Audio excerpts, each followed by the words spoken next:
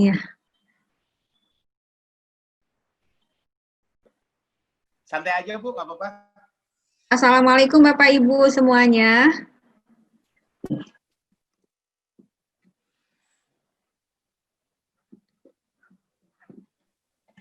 Waalaikumsalam.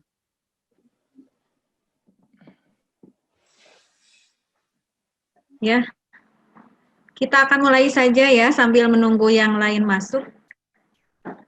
Bentar, suara saya nggak ada ya? Jelas, Bu Ella. Jelas, ya, alhamdulillah. Ini lihatkan Ibu ya.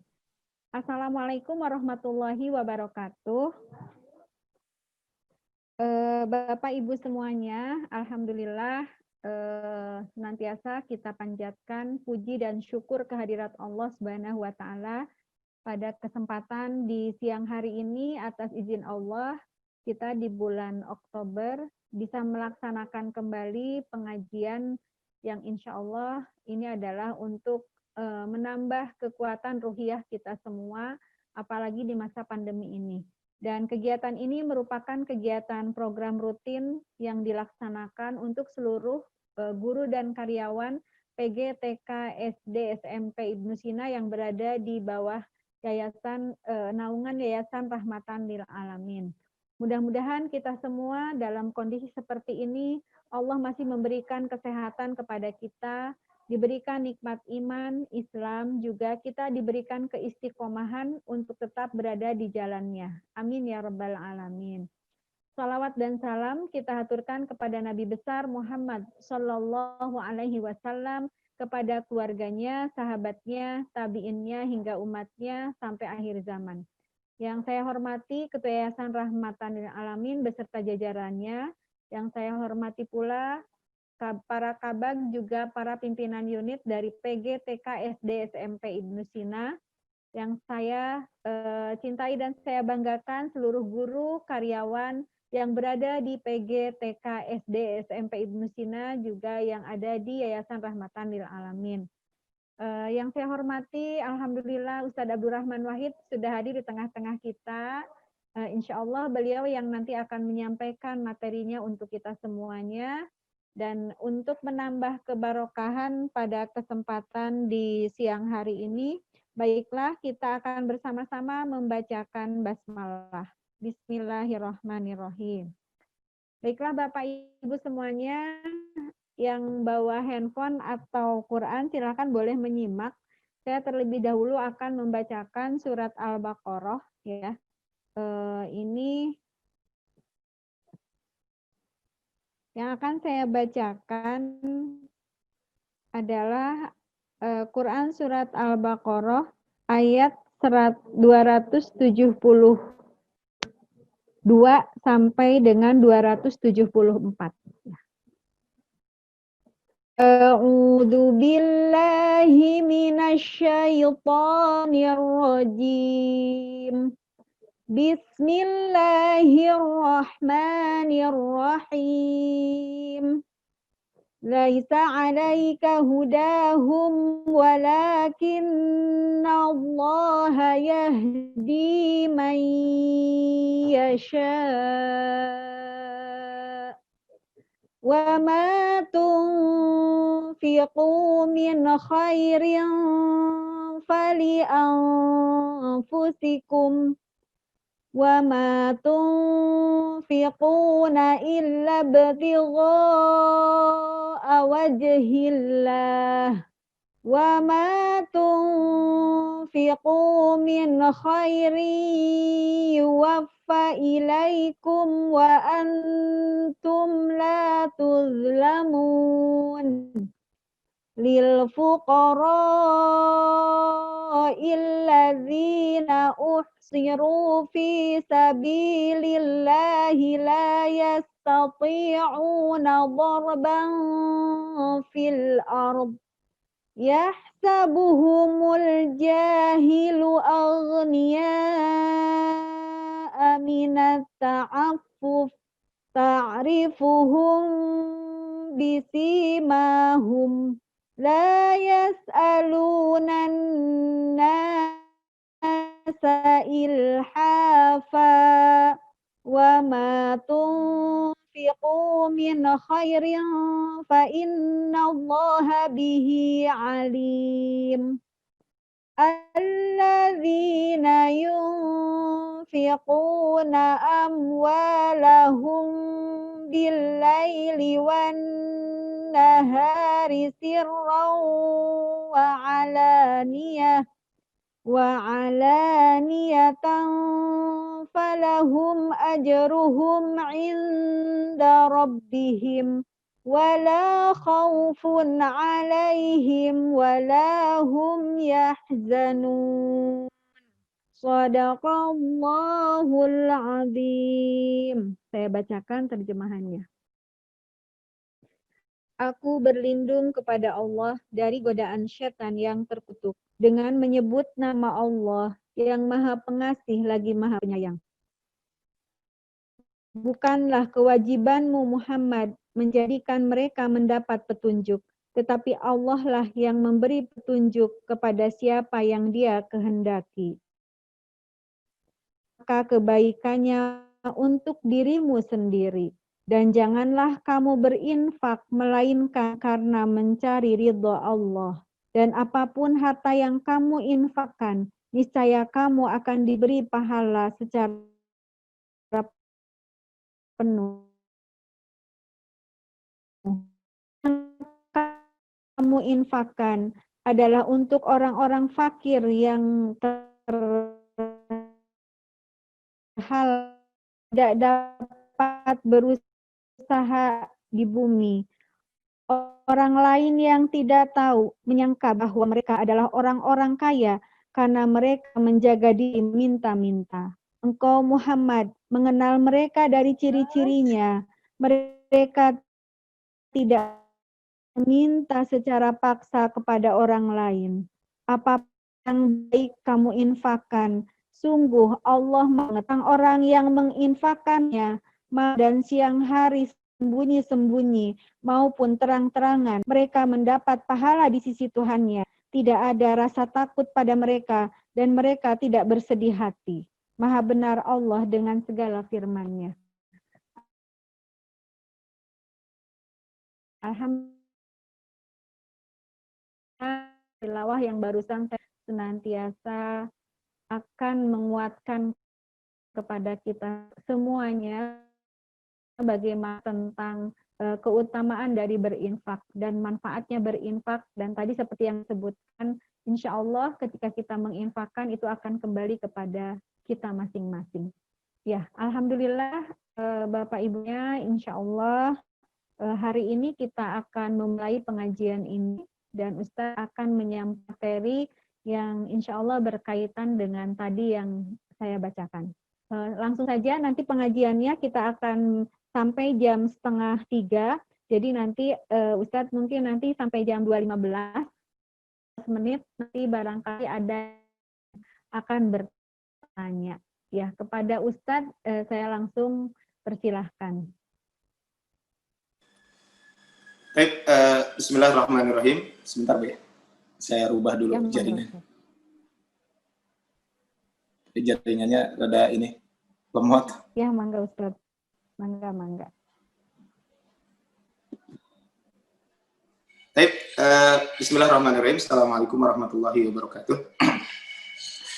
Alhamdulillahi wa kafa, wassalatu wassalamu ala nabiyil mustafa wa ala alihi ahla sidqi wal wafa. Asyhadu an la ilaha illallah wahdahu la syarika lahu, asyhadu anna Muhammadan abduhu wa rasuluhu la nabiyya ba'dah.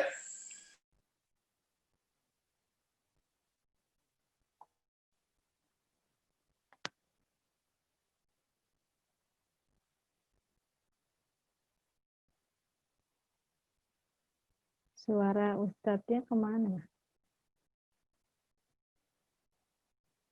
Ustadz suaranya nggak ada. Oh iya. Oh iya, siap. Ya. Ya.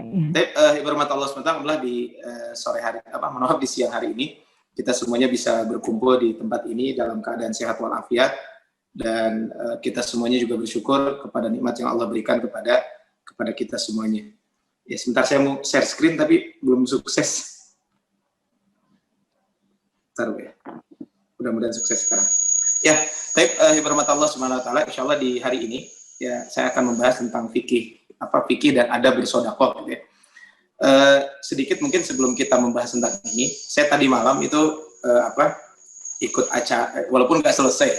Tadi malam tuh ada launching buku ya tentang bisnis jalan langit, itu judul bukunya.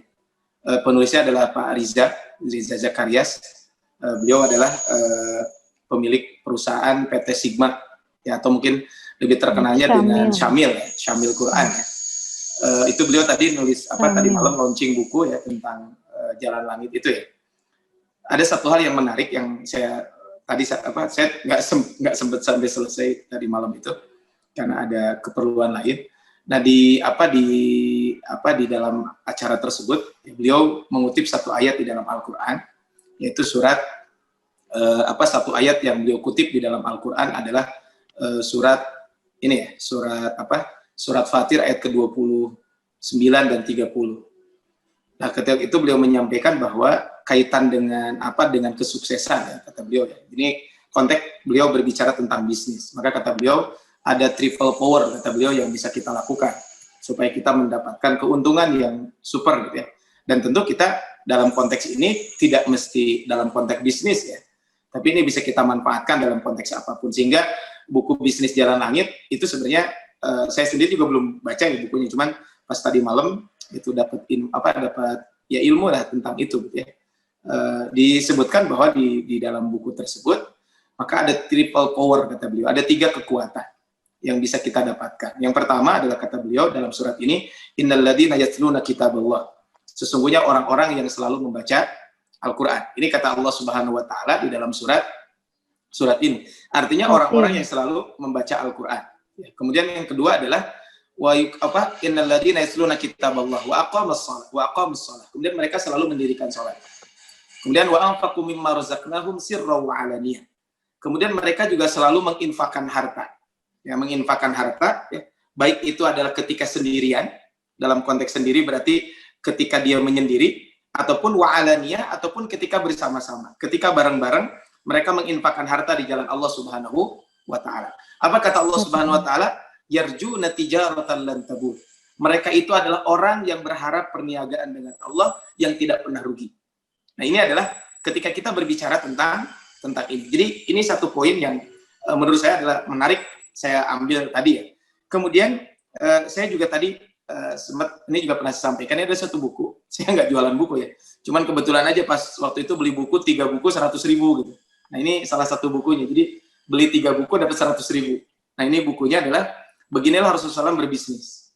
Ini buku yang ditulis oleh Ustaz Happy Andi Bastomi. Saya 2 kali ketemu beliau, kajian sirah dengan beliau, menarik ya.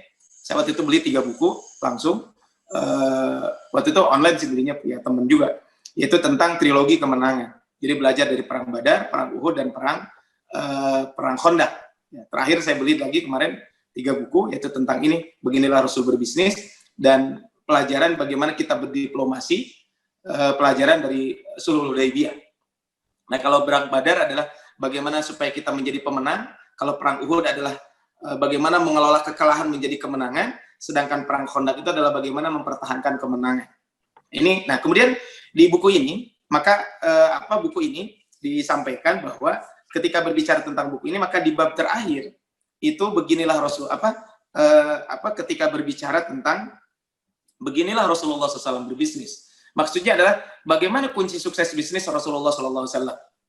Nah, ternyata adalah di antara kunci sukses bisnis Rasulullah SAW itu adalah di sini ada di poin terakhir itu adalah beliau membayar zakat dan banyak bersedekah. Jadi membayar zakat dan banyak bersedekah. Artinya kalau kita berbicara tentang ini, subhanallah gitu, ini ada 10 poin kenapa Rasul itu dalam bisnisnya sukses. Nah, di poinnya itu adalah salah satunya memperbanyak zakat dan banyak bersedekah. Bukan memperbanyak ya, membayar zakat dan memperbanyak sedekah. Karena zakat itu tidak boleh banyak ya. Zakat itu sesuai dengan ketentuan yang telah Allah perintahkan kepada kita. Saya tadi sebelum zuhur ada kajian juga dengan ibu-ibu kaitan dengan membahas tentang bagaimana sebuah harta dari tadinya halal menjadi haram. Jadi proses harta halal menjadi haram. Harta halal menjadi haram. Nah, haram. Salah satunya adalah kalau kata Syekh Utsaimin rahimahullah, asal muamalah itu kan boleh. Dan intinya adalah dalam konteks kita bermuamalah, hukum asalnya boleh. Sampai ada dalil yang mengharamkan. Nah, setelah membahas tentang asal muamalah itu halal dan boleh, maka sampai ada dalil yang mengharamkan, maka kata para ulama ketika itu, ya kata Syekh Utsaimin mengatakan bahwa sesuatu itu menjadi haram karena 3 faktor. Jadi harta itu menjadi haram dalam konteks mendapatkan harta karena 3 faktor. Yang pertama kezoliman, yang kedua adalah kezoliman, yang kedua karena gharar, yang ketiga karena riba. Nah, yang pertama adalah karena kezoliman. Nah, kezoliman itu kata para ulama membagi ada 3. Ya, di antaranya Ustaz Erwandi di dalam kitabnya Harta Haram Muamalat Kontemporer, beliau menyebutkan ada 3 sebab harta itu jadi haram. Harta karena zolim itu ada 3. Pertama adalah zolim kepada hak Allah. Yang kedua, zolim kepada pribadi-pribadi tertentu. Yang ketiga adalah zolim karena kaitan dengan kemaslahatan masyarakat luas. Ya, contohnya kalau kemaslahatan luas adalah kezoliman, artinya mendapatkan harta dengan haram, contohnya korupsi, kemudian menimbun atau ihtikar gitu ya. Ataupun bisa jadi di situ adalah al-ghish. Al-ghish itu adalah yang berbuat curang dalam perniagaan. Nah, adapun penipu atau kezoliman kepada pribadi-pribadi tertentu, contohnya menjual najis dan sebagainya. Nah, yang pertama adalah kezoliman terhadap hak Allah. Apa? Salah satunya adalah ketika dia tidak membayar zakat. Nah, ini tidak membayar zakat. Nah, makanya di hari ini, insya Allah ya di sekitar 1 jam ke depan, kita akan sama-sama sharing, kita akan sama-sama membahas tentang satu tema yaitu fikih dan adab bersedekah. Ini adalah kenapa ini kita penting bahas, karena tadi ya, saya baca kemarin di salah satu buku ya, kenapa kok sedekah itu dinamakan dengan sedekah? Kenapa sedekah dinamakan dengan kata-kata sedekah? Sedekah itu kan asal kata sodalqah. Nah, as-sidqu artinya jujur kan. Nah, kalau kata Al-Imam Ibnu Hajar Al-Asqalani di dalam kitabnya Bulughul Maram min Adillatil Ahkam, beliau mengungkapkan babu shadaqatit tatawwu. Bab yang membahas tentang sedekah sunnah. Nah, kata para ulama, ibu rahmat Allah Subhanahu wa taala, ketika beliau membahas tentang bab sedekah sunnah, apa kata beliau? Sedekah sunnah itu kata beliau karena orang mengeluarkan harta dengan kejujurannya. Orang mengeluarkan harta dengan kejujuran dari keimanannya. Ya. Sekarang begini, kalau zakat fitrah sih insya Allah kita bayar semua. Kalau zakat mal juga insya Allah kita bayar semua. Tapi kalau untuk bersedekah, kenapa? Kalau zakat itu wajib kan? Kalau sedekah kan sifatnya sunnah. Karena sedekah ini sunnah, otomatis kita juga ketika membayar sedekahnya pasti betul-betul berdasarkan kejujuran kita. Bayangkan gitu ya. Kalau kita lihat para sahabat Nabi SAW, ketika mereka butuh, wa yu'thiruna ala anfusihim walau kana bihim khassasah. Kita tahu bahwa ketika Abdurrahman bin Auf hijrah ke kota Madinah, maka beliau dipersaudarakan dengan seorang Ansor. Maka ketika itu saudaranya Ansor itu, saya punya 2 bidang tanah, maka silakan kamu ambil salah satunya untuk kamu. Ini kan kita betul-betul dari kejujuran kita semuanya. Tapi firman Allah Subhanahu wa taala, ini materi yang akan saya sampaikan di hari ini, ada 6 poin yang akan saya sampaikan ya. Mudah-mudahan bermanfaat khusus bagi saya sendiri dan menyampaikannya umumnya bagi Bapak Ibu semuanya yang hadir pada kesempatan kali ini. Mungkin memang di jam-jam siang ini harus rada-rada serius nih. Karena jam-jam ngantuk juga. Apalagi melalui online gitu ya. Saya kemarin tadi malam juga saya baru pulang sebenarnya habis pelatihan ya. Jadi tadi malam habis 2 hari ada acara pelatihan tentang penguatan kompetensi penceramah. Jadi bahasa kita nama sertifikat penceramah gitu ya. 2 hari dan apalagi materinya beberapa daring gitu ya. Beberapa daring walaupun kita hadir di aula, tapi juga materinya daring. 2 hari full ya, dari jam 9 pagi sampai jam 12, kemudian besok paginya dari jam 7 sampai zuhur. Jadi 2 hari mengadakan acara itu ya. Kemarin baru selesai. Nah, tapi di rahmat Allah Subhanahu wa taala kita akan membahas tentang 6 poin. Pertama, pengertian dan ragam sedekah, kemudian salah paham seputar sedekah, kemudian yang ketiga keutamaan bersedekah, nanti kita bahas. Apalagi mungkin kalau di sini rata-rata juga di samping ngajar, mungkin sebagian ibu bapak juga berbisnis. Dan tadi kalau kita ingin sukses bisnis adalah harus banyak sedekahnya juga. Kemudian ada bersedekah, ini penting. Kemudian sasaran bersedekah dan beberapa persoalan fikih kaitan dengan bersedekah. Nah, tapi sekarang kita bahas poin pertama. Ya. Pengertian dan rakam sedekah. Nah, ini kan dalam terminologi fikih, itu ada yang disebut dengan zakat, ada yang disebut dengan infak, ada yang disebut dengan sodako. Jadi 3 poin ini, zakat, infak, sodako. Nah, ketiga hal ini kan hampir ada kesamaan, tapi ada kesamaan tapi ada perbedaan. Sama-sama mengeluarkan harta, ini kesamaannya. Jadi mau zakat, infak, sodako di sini adalah mengeluarkan harta yang akan kita bahas di hari ini. Cuman kalau kita berbicara zakat dulu, coba lihat di sini. Zakat itu adalah kewajiban atas harta atau kewajiban atas sejumlah harta tertentu. Jadi kalau zakat itu kewajiban harta tertentu. Nah, sehingga mungkin di bab kontemporer sekarang, apakah zakat profesi harus atau tidak, gitu ya. Kemudian ada istilah baru sekarang, zakat al-mustaqillat. Zakat al-mustaqillat itu adalah zakat dari hasil barang yang harus dikeluarkan zakat, tapi tidak dikeluarkan zakatnya, tapi dari hasilnya. Contoh, saya punya kontrakan. Kontrakan kan nggak ada zakatnya. Tapi dari hasil kontrakannya bagaimana? Saya punya mobil, contohnya. Mobilnya saya jadikan angkot. Nah, itu kan apakah saya harus mengeluarkan zakat atau tidak? Nah, makanya kewajiban atas harta tertentu, tidak semua harta harus dikeluarkan zakat. Maka dalam syariat Islam, bahwa zakat itu adalah yang kita keluarkan adalah harta yang memang betul-betul bertambah gitu ya. Dalam konteks bertambah itu apa? Harta yang produktif. Sehingga harta yang tidak produktif itu tidak usah dikeluarkan zakatnya. Contoh apa, Bu? Ibu bapak di sini kalau ke Ibnu Sina pada pakai motor atau mobil ya? Rata-rata pakai motor lah ya. Ada juga yang punya mobil mungkin. Iya. Nah, mobil yang kita pakai kira-kira gimana? Contohnya ibu bapak contohnya ke sekolah pakai mobil. Nah, mobilnya itu kan harganya ya taruhlah ada yang punya Fortuner gitu ya, harganya sekian ratus juta gitu. Kan itu sudah nisab bayar zakat kan kalau kita punya tabungan. Nah, dari zakat itu, dari mobil yang kita pakai itu, kalau mobil itu digunakan untuk sekolah, untuk beraktivitas kerja, maka tidak usah dikeluarkan zakatnya. Kenapa? Karena harta itu tidak produktif. Nah, inilah bedanya zakat dengan pajak. Mungkin ibu bapak semuanya kan harus bayar pajak ya. Ya mungkin punya NPWP dan sebagainya kan. Nah, kalau pajak itu kan tidak dilihat. Bapak ibu punya motor, walaupun motornya BMW ya. Apa BMW itu? Bebek merah warnanya. Itu kan ada motor zaman dulu gitu. Itu terkenal banget. Atau bisa jadi Backju ya. Nah, ada BMW kan, bebek merah warnanya kan ada tuh. Nah, kalau kita berbicara tentang motor ini kan, motor yang ini, maka kalau kita berbicara tentang motor yang seperti ini, maka apa? Tetap kan harus bayar pajaknya. Di kita ada, ya namanya pajak, tidak melihat apakah bernilai ekonomis atau tidak. Kalau yang namanya pajak tidak melihat apakah harta itu produktif atau tidak. Saya punya tanah di kampung, tanahnya punten bahasa Sunda mah gamblung, gitu ya. Gamblung itu tidak dikelola, maka tetap harus mengeluarkan zakatnya. Kenapa? Bukan zakat, harus mengeluarkan pajaknya. Nah, ini kan pajak, sehingga kalau pajak itu mau produktif enggak tetap harus dikeluarkan. Nah kalau zakat mah enggak, itu bedanya. Nah tadi kan kewajiban mengeluarkan atas jumlah harta tertentu. Tapi kan ada tuh di Ibnu Sina, saya pernah lihat ada mobil angkutan anak sekolah ya. Iya. Ada kan? Ada. Nah, ada. Bisa gitu, yang pemiliknya tuh saya. ada 10 mobil gitu, ternyata pemiliknya saya.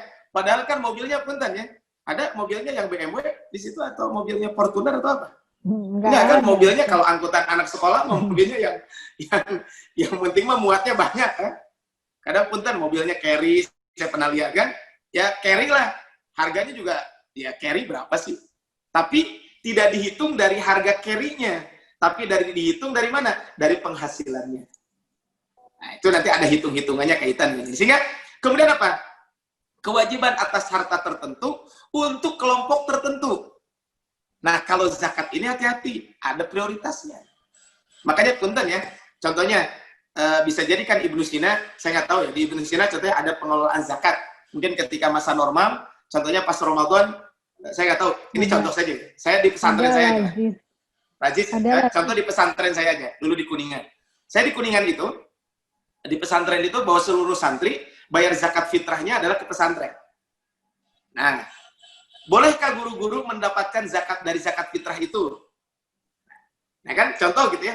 Nah kan untuk orang tertentu, ya jika asnafnya adalah sebagai fisabilillah, ya sebagian ulama mengatakan boleh, guru-guru termasuk fisabilillah. Tapi kalau asnafnya fakir miskin, naudzubillah min dzalik, jangan hati-hati. Saya kemarin di salah satu masjid, sempat dapat dana dari dari Basnas. Pas dilihat asrama fakir miskin, saya bilang hati-hati ini pembagiannya, karena ini kan ada ketentuan orang-orang tertentu. Nah, makanya orang tertentu siapa? Yang disebutkan di dalam Al-Quran ada 8 asnaf. Itu dalam Al-Quran ada 8 asnaf. Ya. Nah, tapi kan 8 asnaf juga ada ketentuan. Tidak boleh kepada orang yang menjadi tanggungan kita. Makanya kemarin ada yang nanya ke handphone saya, Ustaz, katanya bagaimana ada seorang istri bekerja, ya pekerjaannya lumayan, gajinya besar, suaminya nggak bekerja di masa pandemi ini, boleh nggak istrinya bayar zakat profesi ke suaminya? Nah ini kan, atau mungkin suami, aduh cenaya kumaha gajinya lumayan besar, kalau bayar zakat kan istrinya tidak berpenghasilan kan, otomatis bentar, istrinya berarti kan fakir atau miskin kan, masuknya ke situ karena tidak ada penghasilan. Nah akhirnya gimana? Kata suaminya, udahlah saya bayar zakat aja sama kamu. Boleh atau tidak? Tidak boleh bayar zakat sama istri. Sama kewajiban ya. Nah, itu mah kewajiban. Awas ibu-ibu kalau dikasih zakat sama suami jangan senang ya. Harus ditolak. Ya bilang aja zakat tetap ke yang lain, uangnya tetap diambil sama ibu-ibu. Tapi ini bukan zakat. Itu mah namanya curang. Ya udahlah biarin itu Bu ya. Tapi tadi kembali. Nah, tadi kan ini. Nah, kemudian tadi, bagaimana kalau istri ke suami boleh nggak bayar zakat? Sebagian ulama mengatakan boleh. Istri bayar zakat ke suami, karena suami itu bukan menjadi tanggungan. Tapi wallahualam saya lebih cenderung kepada pendapat ulama mengatakan tidak boleh. Karena khawatir begini, khawatir nanti suami itu, istri itu punten, istri itu nanti justru dia akal-akalan. Akal-akalan supaya si suaminya itu, supaya si suami, ketika bayar zakat ke suami, kemudian kata istrinya, ayah mana risiko hari ini? Mana jatah bulanan hari ini? Nah, ini buat kamu. Jadi akhirnya apa? Duit di istri balik deh ke istri. Nah, ini yang dilarang di dalam syariat. Awas hati-hati ya. Nah, makanya apa? Dalam waktu tertentu. Nah, zakat itu ada waktunya. Ada yang disebut dengan haul. Nah, ini zakat ya. Oke, clear lah kalau zakat ya. Bahwa kewajiban atas harta tertentu, atas sejumlah harta tertentu untuk orang tertentu, ya, dan waktunya juga tertentu. Ini adalah zakat pertama. Kalau infak, nah infak itu ada plesetannya, iuran faksa. Itu kan ada ya di kita. Ada yang pernah dengar iuran faksa? Sudah infak minimal 10.000, itu mah bukan infak atau ya. Ada minimal namanya iuran faksa. Gitu.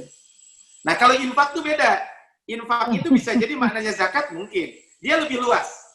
Kalau infak itu mengeluarkan harta, bisa yang wajib, bisa yang sunnah. Infak wajib, zakat. Infak wajib, apalagi? Contohnya nazar. Kalau ada orang berjanji, jika anak-anak ini lulus, contohnya jika anak-anak kelas 6 atau kelas 9 lulus, maka kami guru-guru akan traktir makan. Siapa yang ditraktir? Anak-anaknya. Gitu ya. Nah berarti kan, itu kan kewajiban mengeluarkan harta. Berarti dia harus mengeluarkan harta tersebut. Ini adalah infak ya. Nah itu yang sifatnya wajib. Tapi ada infak yang sifatnya sunnah. Contohnya apa? Infak kepada fakir miskin, infak bencana alam, infak kemanusiaan, dan lain sebagainya. Nah ini perlu terus kita kembangkan. Saya kemarin berkunjung, ada kajian juga sama seperti ini, kajian untuk sekolah, tapi saya hadir di sekolah karena sekolah itu ada di beberapa tempat. Ada di sini, jadi SD di sini, kelas 1 sampai 3, yang kelas berapanya di mana, gitu ya, ada di beberapa tempat. Sehingga saya hadir ke salah satu sekolahnya, dan saya di situ live streaming juga sama seperti ini. Nah, ketika itu saya sampaikan ini pentingnya kita ta'awun dan lain sebagainya, dan ternyata salah satunya adalah di situ bagus juga Bu, mungkin bisa diambil, bisa dimodifikasi juga di kita, bisa dicontoh. Di situ ada namanya warung warung keikhlasan atau apa gitu ya. Jadi itu mah intinya adalah warung itu siapa yang memang tidak punya sama sekali uang boleh ngambil dari situ. Tapi itu khusus untuk guru-guru dan dan mungkin karyawan di situ. Jadi sengaja gitu ya. Jadi kalau yang punya uang bayar gitu. Tapi yang nggak punya uang silakan ambil. Di situ contohnya ya ada sembako, ya beras, minyak, gula, terus ada ya kayak sabun gitu ya. Tapi ya bukan untuk, ya itu kan kembali kepada ifah kita ya. Kita menjaga harga diri juga. Maka nanti kita bahas gitu ya bagaimana kata Rasul, barang siapa yang menjaga diri untuk tidak meminta-minta, maka Allah akan menjaga dia maka Allah akan cukupkan sehingga Allah tidak akan meminta-minta. Tapi itu solusi contohnya. Nah ini kan bisa jadi infak kan. Bisa jadi saya contohnya ini harga sabun 10.000, tapi saya bayar deh 15.000. Nah, yang ribu-ribunya khawatir nanti mungkin ada teman-teman guru atau teman-teman karyawan di tempat ini tidak punya. Itu kan salah satunya, Bu, itu infak. Infak bencana. Sekarang kan terjadi bencana di Garut gitu ya. Infak kemanusiaan.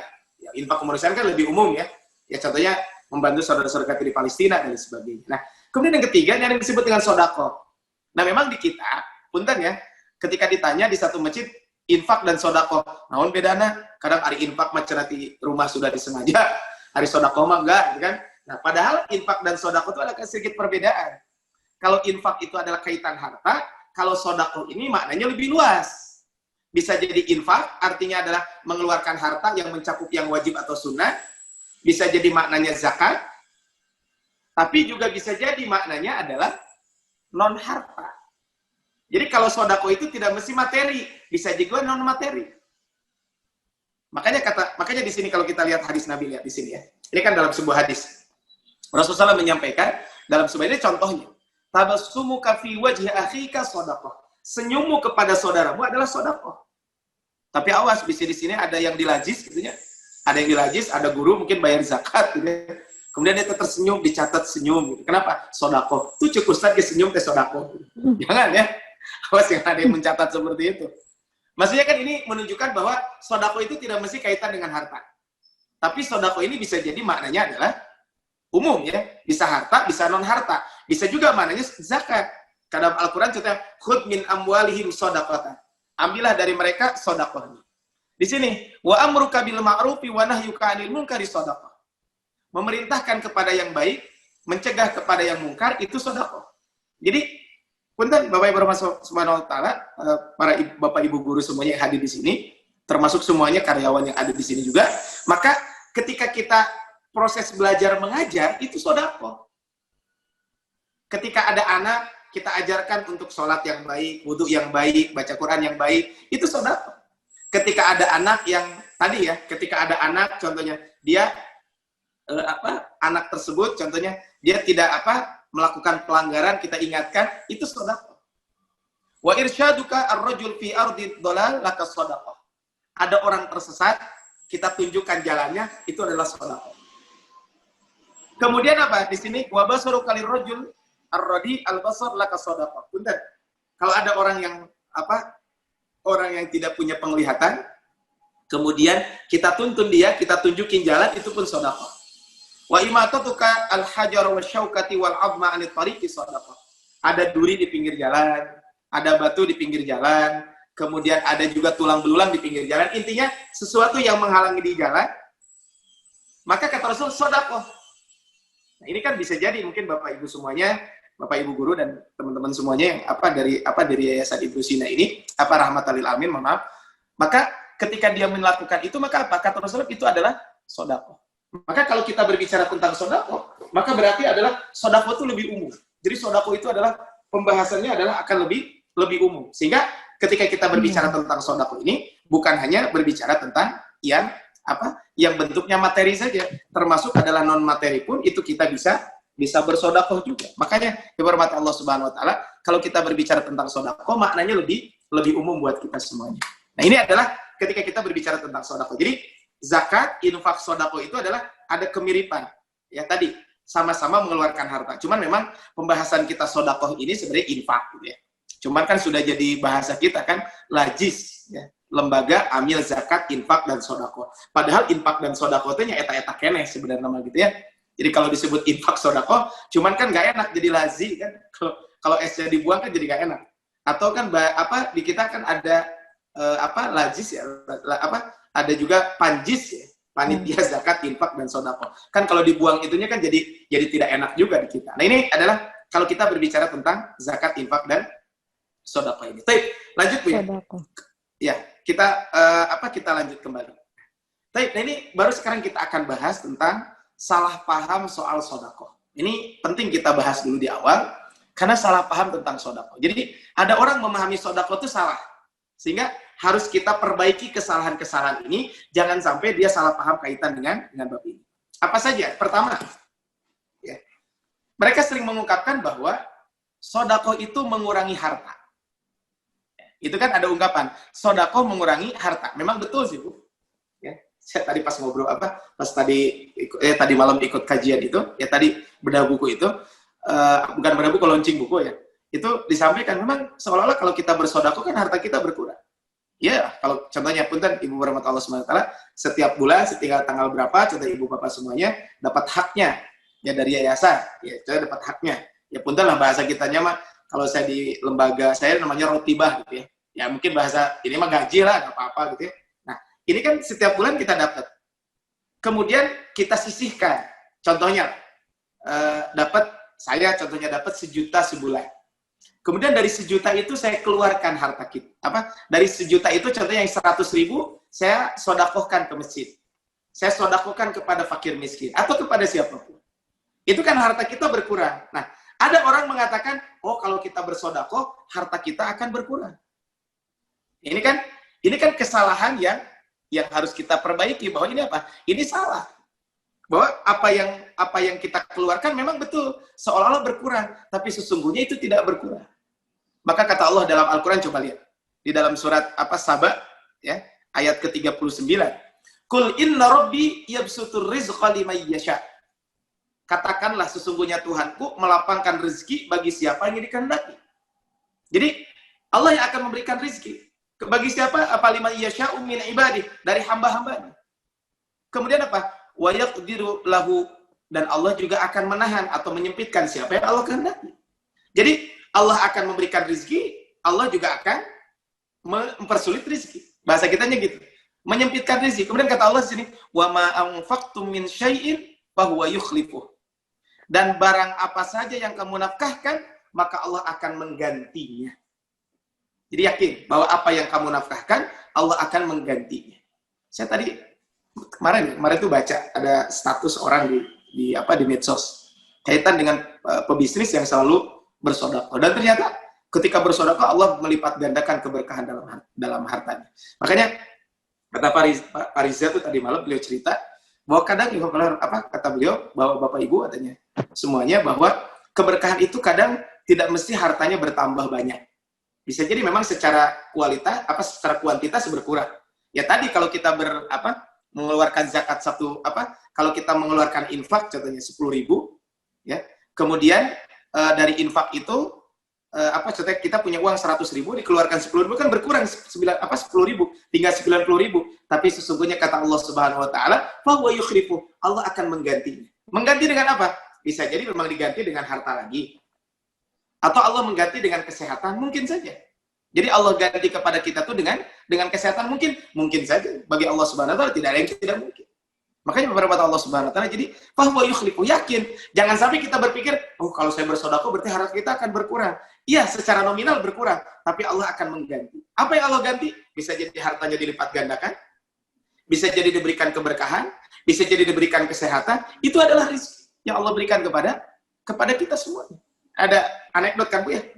Ini pernah saya mungkin ibu-ibu pernah dengar juga ceritanya. Ketika ada orang ini kan penting kita juga selalu berpikir tuh bahwa ya rezeki itu tidak mesti yang berbentuknya uang. Jadi ada ceritanya mungkin pernah dengar kan, ada kebun binatang, ada pengelola kebun binatang mengatakan, ayo siapa yang mau masuk kebun binatang, tiketnya 10.000. Coba 50.000 nggak ada yang mau. Tiketnya diturunkan, nggak ada yang mau. 10.000 nggak ada yang mau. Gratis. Wah, pada berbondong-bondong tuh masuk ke kebun binatang. Kemudian begitu masuk ke kebun binatang, si pintunya ditutup, pintu gerbangnya. Kemudian serigala dibuka. Keluar. Kata pengelola kebun binatang, ayo siapa yang mau membeli tiket 500.000, tiket keluar. Kan begitu tiket keluar, wah pada berbondong-bondong. Nah, bisa jadi bermata Allah Subhanahu wa taala ketika kita mengeluarkan uang 10.000, kita mengeluarkan uang 100.000 atau berapapun, ternyata sudah harusnya kita kecelakaan, naudzubillah min dzalik. Ternyata dengan sedekah itulah Allah memberikan kita kebaikan tersebut. Maka fa huwa yukhlifu. Nah, hadis Nabi mengatakan, hadis riwayat Imam Tirmidzi disebutkan, mana qasamalu abdin min sedekah. Tidak akan berkurang harta seorang hamba karena bersedekah. Jadi, kalau ada seseorang yang bersedekah, maka hartanya itu tidak akan berkurang. Jadi, kalau ada seseorang bersedekah, maka hartanya tidak akan berkurang. Nah, ini menunjukkan bahwa harus ini kan keyakinan yang salah. Ini adalah persepsi yang salah bahwa ketika orang bersedekah, maka hartanya akan berkurang. Padahal kalau kita bersedekah, yakin bahwa harta kita tidak akan pernah berkurang. Ini yang pertama. Nah, kemudian yang kedua, ibarat Allah Subhanahu wa taala, yang kedua adalah yang penting kan ibadah dan zikirnya, sedekah mah nanti aja. Kan ada orang berprinsip seperti itu. Penting mah orang teh kudus, yang penting mah kita berzikir, kita ibadah we, sedekah mah apa-apa enggak juga. Kan ada, yang penting mah saya rajin ke masjid, yang penting mah saya gemar berzikir. Saya kan tiap pagi sore berzikir. Ini kan ada ungkapan seperti ini. Sehingga apa? Sehingga akhirnya dia ibadah hanya dicukupkan dengan itu saja. Padahal bermata Allah Subhanahu wa taala, coba lihat di sini. Kita tahu di dalam hadis Arba'in Nawawiyah juga Imam Nawawi menyebutkan hadis ini. Kisah perlombaan orang miskin dan orang kaya di Madinah. Jadi di Madinah itu juga tidak semuanya orang kaya, tapi juga ada sebagian sahabat Nabi SAW juga yang memang miskin. Nah, kalau kita lihat di sini, di Madinah itu ada orang-orang kaya, juga ada orang-orang miskin. Nah, ketika orang-orang kaya dan orang-orang miskin itu ketika itu apa? Mereka berlomba-lomba. Untuk apa? Untuk melakukan kebaikan-kebaikan. Nah, mereka berlomba-lomba untuk melakukan kebaikan. Apa kebaikan yang mereka lakukan? Kebaikan yang mereka lakukan adalah ketika itu mereka berlomba untuk apa? Untuk bisa bersedekah. Nah, ini kan coba lihat di sini. Kan hadisnya adalah disebutkan di dalam hadis ini bahwa para sahabat Nabi Shallallahu alaihi wasallam ketika itu bahwa datang kepada Nabi orang-orang miskin ketika itu. Sekumpulan sahabat Nabi yang miskin datang kepada Rasulullah Shallallahu alaihi wasallam. Nah, kemudian ketika datang kepada Rasulullah SAW, mereka mengatakan, ya Rasulullah, dhahaba ahlud dusuri bil ujur. Enak ya Rasulullah, orang kaya mah mendapatkan kebaikan yang banyak. Ini kata siapa? Kata para sahabat Nabi Shallallahu alaihi wasallam yang miskin. Jadi orang-orang kaya mah enak ya, mereka bisa mendapatkan kebaikan yang banyak. Kenapa? Karena kata Nabi kata mereka menyebutkan yusalluna kama nusalli.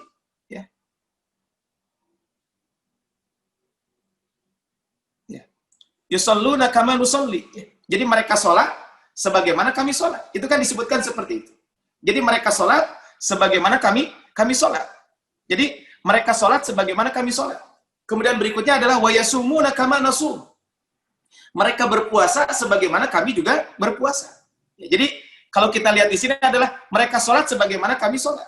Dan mereka berpuasa juga sebagaimana kami berpuasa. Ini disebutkan di dalam hadis ini. Bahwa mereka sholat sebagaimana kami sholat. Mereka berpuasa sebagaimana kami berpuasa. Tetapi kata para sahabat Nabi SAW, ketika itu mereka mengatakan, kata para sahabat Nabi SAW, mereka mengatakan apa? Wa yatasaddaquna bi fuduli amwalihim. Tapi mereka bisa bersedekah dengan harta yang mereka miliki. Ini bedanya. Jadi mereka bisa bersedekah dengan harta yang mereka miliki. Tapi kami orang-orang miskin tidak bisa bersedekah dengan harta yang kami miliki. Itu yang disampaikan oleh para sahabat Nabi Shallallahu Alaihi Wasallam. Nah, akhirnya apa? Akhirnya ketika itu, maka Rasulullah SAW memberikan alternatif kepada mereka. Apa alternatifnya? Alternatifnya kata Rasulullah SAW, ya betul mereka bisa bersedekah, tapi kalian enggak dengan hartanya. Tapi kata Rasulullah, mau nggak saya ajarkan kepada kalian amalan? Yang mana amalan itu adalah jika kamu melakukannya bisa mengalahkan orang-orang kaya tersebut. Maka kata Rasul, kamu baca tasbih, takbir, dan tahmid 33 kali setiap selesai sholat. Dalam riwayat lain, inna likulli tasbihatin shadaqah wa likulli tahmidatin shadaqah. Setiap tasbih, takbir, dan tahmid shadaqah. Terus Rasul memberikan berbagai macam aktivitas kebaikan. Kemudian apa kata Rasulullah SAW? Setelah itu barulah Rasulullah SAW menyampaikan, setelah berbicara tentang ini, barulah setelah Rasul sok kamu lakukan ini. Akhirnya mereka melakukan itu semuanya. Dan ketika selesai melakukan itu, maka apa yang dilakukan oleh Nabi, apa yang dikatakan oleh orang-orang miskin ketika itu? Mereka pulang melakukan kebaikan. Begitu pulang, mereka melakukan kebaikan, ternyata orang-orang kaya tahu amalan yang dilakukan oleh orang-orang miskin. Dan akhirnya apa? Akhirnya mereka datang kembali, orang miskin tuh, ya Rasulullah, mereka tahu loh amalan yang kita lakukan. Ya, kata Rasul, dzalika fadlullahi yu'tihi may yasha. Itulah karena Allah yang Allah berikan kepada siapapun yang Allah kehendaki. Bahasa kitanya, ya udah itu mah sudah rizkinya. Ya bahasa kita mungkin kalau bahasa anak-anak pesantren mah, ya derita lu itu mah gitu. Cuman kan ini mah bahasa nggak pas lah seperti itu. Tapi kan ini menunjukkan bahwa subhanallah, ketika kita berbicara tentang ini, maka apa? Maka para sahabat Nabi SAW yang mereka lakukan adalah bagaimana mereka bisa berlomba untuk melakukan kebaikan-kebaikan. Mereka itu betul-betul berlomba untuk bisa melakukan kebaikan-kebaikan. Sehingga apa? Sehingga dengan kebaikan yang mereka lakukan, apa? Mereka bisa mendapatkan berbagai macam kebaikan. Jadi para sahabat Nabi itu justru berlomba untuk melakukan kebaikan. Baik, next, berikutnya. Nah, ada ungkapan begini, yang penting kecil dan ikhlas kan, gede daripada nggak ikhlas juga ngapain. Suka ada ungkapan seperti itu. Betul nggak ungkapan ini? Ungkapan ini nggak salah 100% juga nggak benar, tapi perlu diperhatikan bahwa yang namanya sodako itu adalah yang terbaik. Dan tentu kalau lebih banyak itu lebih baik. Jadi jangan sampai, cukupnya segini. Makanya kan ada cerita lucu. Jadi ada videonya. Ini mah anekdot ya. Ini ada cerita lucu. Jadi ada seorang anak muda sholat Jumat di depan. Kemudian dia kan ngodok saku lah bahasa gitu kan. Ngambil uang dari sini, dari sakunya. Kemudian dia ketika mengambil uang tersebut, maka uang tersebut akhirnya apa? Ketika diambil dari sakunya tersebut, ada uang 1.000, kan ada uang 100.000. Biasanya dimasukin yang mana tuh? Biasanya kan yang 1.000 yang dimasukin kan. Nah, singkat cerita dia masukin yang 1.000, kemudian yang apa? Yang 100.000-nya jatuh. Di belakang ada kakek-kakek. Karena sedang Jumatan kan nggak boleh ngobrol. Maka diambillah uang yang 100.000 itu, dicolek si kakeknya, "Kek, ini duit loh." Setelah dicolek sama si kakeknya tersebut, kemudian dalam hati, subhanallah ya, saya kalah masa cuma 1.000, ini si kakek 100.000. Dia dengerin khutbah ya. Begitu selesai Jumatan, dia ngobrol sama si kakek tersebut, "Kek, kok kakek tadi 100.000, saya malu deh sama kakek." Apa kata si kakek tersebut? "Nah, itu duit 100.000, duit kamu." Kan nggak mungkin dia balik lagi ngambil ke siapa? Ke DKM. Oh, DKM tadi saya nggak salah masukin duit. Saya kemarin kebetulan di Masjid Al-Ukhwah, saya sebagai pengurus DKM, subhanallah gitu ya, kemarin sempat ada orang ya, masukin uang ke kenceleng masjid untuk pembangunan, itu 50 ribuan 20 lembar. Itu mah tahu 20 lembar itu karena dia nyatu uangnya. Jadi uangnya itu uang itu tidak terpisah-pisah. Saya kebayang gitu ya. Itu kan masalah besar atau kecil saya kira relatif buat orang-orang tertentu. Yang namanya besar atau kecil relatif. Tapi adalah kalau kita bersedekah, maka jangan sampai ungkapan, yang penting sedikit juga nggak apa-apa, yang penting mah ikhlas. Ini kan ungkapan yang perlu diperbaiki. Kata Allah dalam surat Al-Imran ayat 92, "Lan tanalul birra hatta tunfiqu mimma tuhibbun." Kamu sekali-kali tidak sampai kepada derajat kebaikan yang sempurna sampai kamu menginfakkan harta apa yang kamu cintai. Jadi kalau kita infak harta yang terbaik, bukan sedikit, tapi yang terbaik. Maka apa? Ini kan ikhlas betul, tapi kan yang terbaik juga lebih bagus. Ya, dan itu kan banyak kisah-kisah para sahabat ketika mereka berinfak dengan harta yang terbaik yang mereka miliki. Kemudian yang keempat, nah ini juga kesalahan. Atau apa yang perlu diperbaiki. Sedekah nunggu kaya. Ini kan salah, sedekah nunggu kaya. Makanya, tadi ya, kalau kita berbicara tentang tadi, kalau sedekah nunggu kaya, ya kapan kita bersedekahnya? Karena setiap orang juga merasa, walaupun sudah kaya, tetap aja ada orang lebih kaya dari dia, kan seperti itu. Makanya kalau kita bersedekah, jangan nunggu kaya dulu. Kata Rasulullah, ya, ittaqun nar walau bisyikki tamrah. Jauhkan dirimu dari api neraka, walaupun dengan sebiji kurma. Tapi berkat Allah Subhanahu Wa Taala, sebiji kurma itu dalam bahasa kita mah, dari kita mah ada bukan makanan kurma ya. Ada di sini yang setiap hari makan kurma, ada tapi mungkin jarang. Tapi maksud ittaqun nar walau bisyikki tamrah ini adalah makanlah sedekah itu jangan nunggu kaya. Maksud gini, jauhkanlah dirimu dari api neraka walaupun dengan sebutir kurma. Mungkin kalau sekarang walaupun dengan sebutir permen, berbagi dengan sesama. Saya ingat dulu ya di rahmat Allah Subhanahu Wa Taala, ada orang gitu ya di Masjid Nabawi kadang gitu ya, dia bawa satu kotak kurma, dibawa ke masjid. Kemudian dia berdiri di tempat lalu lalang orang. Kemudian si kurma tersebut, ayo siapa yang mengambil 1, 2, gitu kan. Gak mungkin kan kalau ada yang ngasih di masjid kurma gitu, sekotak, diambil sekotak-kotaknya kan. Pasti diambilnya 1, 2, gitu. Itu tapi diambil satu, makan. Ittaqun nar walau bisyikki tamrah. Saya kira bagus juga mungkin kalau nanti sudah, ya kita berdoa semoga kita segera selesai apa yang namanya pandemi ini. Ada seorang guru yang subhanallah, mungkin bisa lihat di YouTube ya. Ada seorang guru ngaji di negara Arab. Dia sudah tua, bapak-bapak, tapi orangnya paling disayang sama anak-anak. Salah satunya adalah, kebiasaan beliau itu adalah ketika ngajar, beliau suka bawa makanan. Kan anak-anak mah makanan sederhana juga seneng gitu ya. Jadi bawa makanan gitu ya. Ya makanan kadang hal-hal yang sederhana saja. Tapi subhanallah gitu ya, walaupun hal sederhana itu dia bawa, dan ternyata dia bisa berbagi dengan sesama. Itu dengan anak-anak tersebut. Maka ini adalah ittaqun nar walau bisyikit tamrah. Kata Allah dalam surat Ali Imran ayat 133 kan, ketika berbicara tentang 133 134, itu kan berbicara orang yang termasuk yang orang bertakwa itu apa? Di dalam ayat 134-nya, alladzina yunfikuna fis-sarra'i wad-dharra. Orang menginfakkan harta baik di waktu lapang ataupun di waktu sempit. Ini kan kalau di waktu lapang bersedekah biasa, tapi kalau di waktu sempit ini mungkin yang luar biasa. Makanya di masa pandemi seperti ini, kesempatan kita untuk berbagi dengan sesama. Kan banyak orang-orang yang membutuhkan bantuan dan sebagainya. Ini kan walaupun kadang bisa jadi orang yang butuh bantuan itu adalah orang dekat kita, keluarga kita. Maka ini adalah bersedekah jangan nunggu kaya dulu. Sekarang baru kita akan bahas tentang keutamaan bersedekah. Tadi kan sudah poinnya adalah pengertian sedekah, ragam sedekah, kemudian berikutnya adalah tadi adalah salah paham tentang sedekah sudah selesai kita bahas. Berikutnya adalah kita akan membahas tentang bagaimana keutamaan bersedekah itu. Pertama, kalau tadi di antara pemahaman orang bahwa orang bersedekah itu hartanya akan berkurang, maka kalau kita lihat di sini bahwa dengan bersedekah itu sungguhnya Allah akan menambah rezeki. Sering saya sampaikan, ibarat Allah Subhanahu wa taala, rezeki jangan hanya dikaitkan dengan uang. Tadi malam ya sekali lagi tadi saya banyak belajar, kebetulan saya bilang udah mau ngasih sedekah, kebetulan pas tadi ya ada bisnis jalan langit. Saya jadi penasaran pingin mendengarkan gitu. Nah, ini cerita Tengku Wisnu. Kan tadi hostnya itu tadi malam itu Tengku Wisnu. Di acara itu. Kemudian bukunya punya Pak Riza. Nah, Pak Riza cerita, Tengku Wisnu cerita bahwa ketika rezeki itu adalah dikaitkan dengan uang, hanya dikaitkan dengan popularitas, tidak akan pernah sukses kata beliau. Ini kan kita tahu lah Tengku Wisnu, ya beliau artis yang hijrah ya. Kita tahu bagaimana sebelum hijrah, glamor dan sebagainya gitu ya. Tapi ternyata sekarang ya mungkin kalau dari sisi pendapatan dia lebih sedikit. Tapi mungkin dari sisi keberkahan berbeda. Makanya kata Tengku Wisnu itu beliau menyampaikan, karena Pak Riza bilang bahwa yang namanya rezeki itu tidak mesti identik dengan finansial, tidak identik dengan uang. Tapi rezeki itu bisa jadi bentuknya yang lain. Nah, ketika diceritakan tentang itu, maka beliau cerita bahwa memang rezeki itu adalah tadi tidak mesti bentuknya uang, bisa jadi bentuknya yang lain.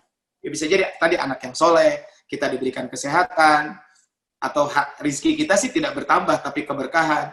Kalau 2 bulan yang lalu saya ada kajian tentang hadis Arba'in nomor 36 disampaikan oleh Dr. Agus bahwa ada seorang guru ngaji setiap pekan, setiap Jumat dia bisa berbagi 100 nasi bungkus. Guru ngaji. Nah, ini kan jangan-jangan dari keberkahan itulah dia mendapatkan itu. Makanya Nabi mengatakan tiada hari yang disambut. Ini kan dalam sebuah hadisnya adalah hadis riwayat Imam Bukhari dan Imam Muslim, ya. Ma min yaumin yusbihul ibadu fihi illa malakani yanzilan.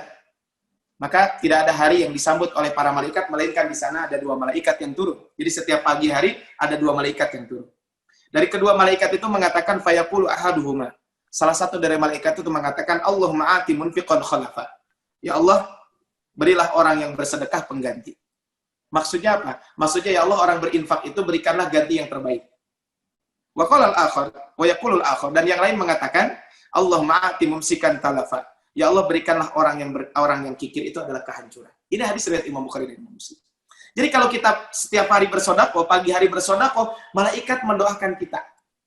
Allahumma ati munfiqan khalafa. Ya Allah, berikanlah kepada orang yang berinfak itu adalah pengganti. Ya. Makanya kalau di buku ini ya, di buku Beginilah Rasul Berbisnis, kan kaitan dengan kaitan dengan pedagang gitu ya. Di buku ini bukunya, mungkin mangga Bapak Ibu yang mau beli mah silahkan beli aja, saya juga tidak jualan. Ini bukunya, kemarin sempat dijual 3 judul 100.000 tuh pas kemarin. Terus saya beli. Nah, kemudian di sini ya masyarakat tujar, wahai para pedagang. Innal bai'a yahduruhul lagwu. Sesungguhnya jual beli itu terdapat kata-kata yang tidak perlu. Wal halfu, dan kadang sumpah. Yang sumpahnya juga kadang ya mungkin sumpah palsu dan sebagainya. Fasyubuhu bis shadaqah.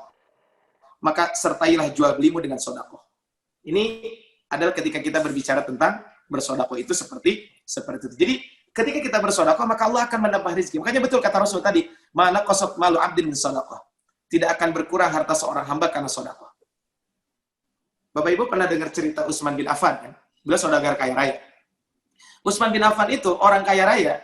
Beliau saking banyaknya harta, tapi pernah satu hari ingin membantu pedagang kurma. Karena ketika itu kurmanya busuk. Maka Utsman membeli dengan harga yang setimpal. Jadi harga yang normal. walaupun kurmanya busuk. Sebenarnya Utsman nggak butuh kurma itu, tetapi beliau ingin membeli karena ingin membantu kepada para petani kurma. Kemudian akhirnya dibeli. Dan akhirnya petani kurma kan senang dibeli. Kemudian setelah dibeli itu senang, Utsman niatnya bersedekah sebenarnya.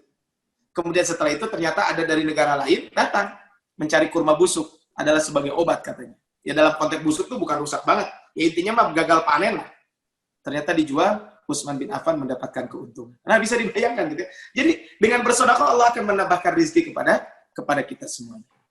Ya, tapi nanti kita bahas lah rezeki kepada apa, sedekah kepada keluarga dan sebagainya. Kemudian berikutnya adalah dengan bersedekah akan menjaga kita dari api neraka.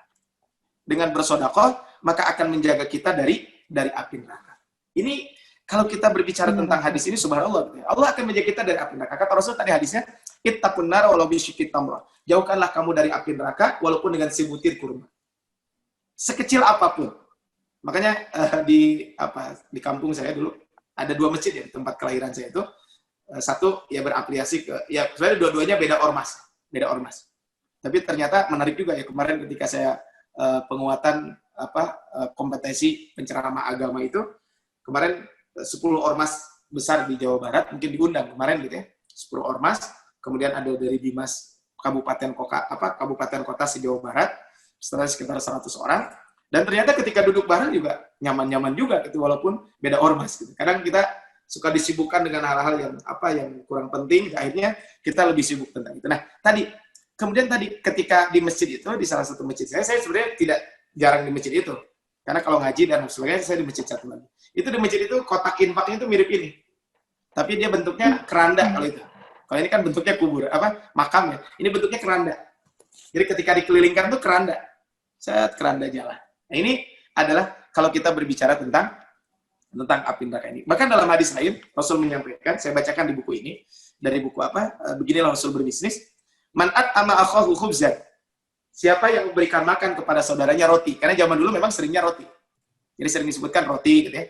Hatta yushbi'ahu, sampai kenyang dengan makanan tersebut. Mungkin kalau sekarang mah siapa yang memberikan nasi bungkus lah sampai kenyang gitu. Ada pernah saya lihat di mana ya? Di salah satu masjid gitu ya. Jadi silahkan simpan semaumu dan ambil semaumu. Jadi itu bersedekah gitu ya. Jadi kalau ada orang punya kelebihan harta, punya nasi bungkus simpan aja di situ. Kemudian kalau orang yang butuh ya silakan ambil. Di Mesir di mana ya? Ada satu toko tersebut. Jadi ada sengaja gitu, ada kulkas itu khusus. Jadi kalau orang punya uang silakan nyimpan di situ. Maksudnya dalam konteks bentuknya barang. Maka di situ ditulisin, bagi yang tidak punya silakan ambil. Di Mesir itu ada toko, tulisannya subhanallah bagus banget. Tulisannya begini. Bagi siapa saja yang tidak punya uang, maka silakan Anda membeli buah dengan harga gratis. Jadi untuk hari ini, bahasanya untuk hari ini saja. Ya kalau besok mudah-mudahan dia punya uang. Ya. Dan di Turki itu dulu ya di masa Khilafah Utsmaniyah itu ada kebiasaan. Jadi saya lihat videonya di YouTube, mungkin Bapak Ibu juga bisa lihat ya, bahwa di YouTube itu ada video tentang kebiasaan dulu masyarakat. Jadi ada pedagang roti di situ. Pedagang roti itu gini, saya beli roti ke toko itu. Contohnya harga roti itu 10.000. Kemudian saya kasih 20.000. Loh, kemudian kan kalau 20.000 contohnya dapat 2 roti. Nah, saya ambil satu. Kemudian, loh satu lagi kenapa Pak? Nah, satu lagi simpan di keranjang. Jadi, simpan di keranjang. Jadi disimpan di keranjang. Nah, ketika kita disimpan di keranjang tersebut, maka itu adalah keranjang itu siapa yang tidak punya uang untuk membeli roti, ambillah roti itu. Ada seorang ibu dia datang kemudian bawa plastik kosong, kemudian bilang ke pedagang rotinya, saya tidak punya uang, maka diambilkan yang dari keranjang itu, dibayarkan oleh orang lain. Jadi subhanallah gitu ya, yang membelinya pingin membantu, pedagangnya jujur. Kan bisa wae pedagangnya itu jujur mah dibalikin deh kan. Nah, akhirnya si ibu yang tadi hari ini minta karena dia tidak punya uang, besoknya dia datang. Nah, si pedagangnya, si ibu ini kemarin datang minta. Dikasih karena ada. Apa kata si ibu itu? Hari ini saya mau beli. Simpan, kemudian kasih uang tadi mungkin kalau utama 20.000, kemudian kata dia, yang satu saya ambil, yang simpan di keranjang. Ini subhanallah, ini kebiasaan yang bagus ya. Nah, Di sini barang siapa yang memberikan makan satu potong roti, sebagai barang siapa yang memberi makan saudaranya hingga kenyang, yaitu dengan roti. Jadi intinya makanan apapun lah. Kalau di sini khubzan. Kemudian wasaqahu ma'an hatta yurwiyahu, atau memberi minum sampai dia kenyang. Coba, memberi minum sampai dia kenyang. Ini bagus juga mungkin kalau di masjid-masjid di mana gitu biasakan ada tempat air minum dan saya lihat sekarang sudah banyak tempat-tempat air minum di masjid dan sebagainya. Nah, di Madinah itu saya dulu di kampus di masjid asrama ya. Itu ada kulkas. Kulkas itu kalau musim panas, kalau musim dingin sih enggak bisa. Kalau musim panas itu Kalau musim panas itu ada yang nyumbang air beberapa karton, kadang satu mobil gitu. Jadi air itu nanti dimasukin ke kulkas, bagi yang mau ambil, minum dan sebagainya. Kemudian apa kata Rasulullah? Ba'adahullahu anin nari sab'a khanadik. Allah Subhanahu wa taala akan menjauhkan dari api neraka sejauh 7 parit. Ba'da ma bainal khandaqaini masirata 500 sana. Jarak antara satu parit dengan parit lainnya itu adalah 500 tahun. Jadi kita memberikan makan, kita memberikan minum. Ya mungkin kalau sekarang ini memberikan minum segini aja. Ini air gelas gitu. Air gelas begini, kita ngasih minum segini aja. Ini kan orang dengan air minum itu subhanallah. Maka kita akan menjaga kita dari api neraka. Berikutnya, Bu, firman Allah SWT, kemudian mengobati orang yang sakit. Jadi dengan kita bersedekah, maka kita semuanya akan Allah akan memberikan kesembuhan. Kata Rasulullah, bentengilah hartamu dengan zakat. Obatilah orang sakit dari kalanganmu dengan bersedekah dan persiapkan doa untuk menghadapi datangnya bencana. Bukan berarti kalau kita sakit cukup dengan bersedekah saja tetap berobat. Tapi kenapa kok ketika kita sakit bersedekah? Karena orang tersebut dibantu dan ketika dibantu dia akan mendoakan kita. Ya. Kemudian ini adalah kalau kita berbicara tentang keutamaan sedekah, masih banyak sebenarnya keutamaan sedekah yang lain. Tapi cukup 3 lah kita berbicara tentang keutamaan sedekah ini. Kalau kita ingin lihat keutamaan sedekah, bisa dibaca di dalam kitab Riyadhus Shalihin. Di situ nanti ada keutamaan itu. Kemudian juga bisa dibaca juga di dalam Bulughul Maram kaitan dengan babu shadaqatit tatawwu, bab yang membahas tentang sedekah sunnah. Jadi ada banyak lah di situ berbicara tentang keutamaan bersedekah. Cukup 3 ya. Tapi sekarang kita lihat. Nah, bagaimana sekarang kalau kita mau bersedekah? Adabnya seperti apa sih? Ini penting ya. Kita tahu sedekah itu pahalanya besar. Tapi perlu juga kita kalau kita bersedekah, adab-adabnya seperti apa? Pertama, kalau bersedekah niat ikhlas dan memahami hikmahnya. Jadi yang pertama, harus niat ikhlas karena Allah Subhanahu wa taala. Punten, dihormati Allah Subhanahu wa taala, sering saya sampaikan, ikhlas atau tidak ikhlas itu bukan masalah dicatat atau tidak dicatat. Jadi jangan sampai ibu berprinsip begini, oh berarti kalau dicatat mah tidak ikhlas. Enggak. Kalau diupload boleh nggak? Boleh, nggak apa-apa, Bu. Bisa ibu-ibu mau upload ketika bersedekah juga nggak apa-apa. Apalagi mungkin kalau ibu berahmat Allah Subhanahu wa taala, kalau bersedekah itu perlu laporan. Betul kata Nabi SAW dalam sebuah hadis, ada 7 golongan kan yang akan masuk surga. Yang akan mendapatkan naungan Allah di hari kiamat. Ada 7. Salah satunya apa?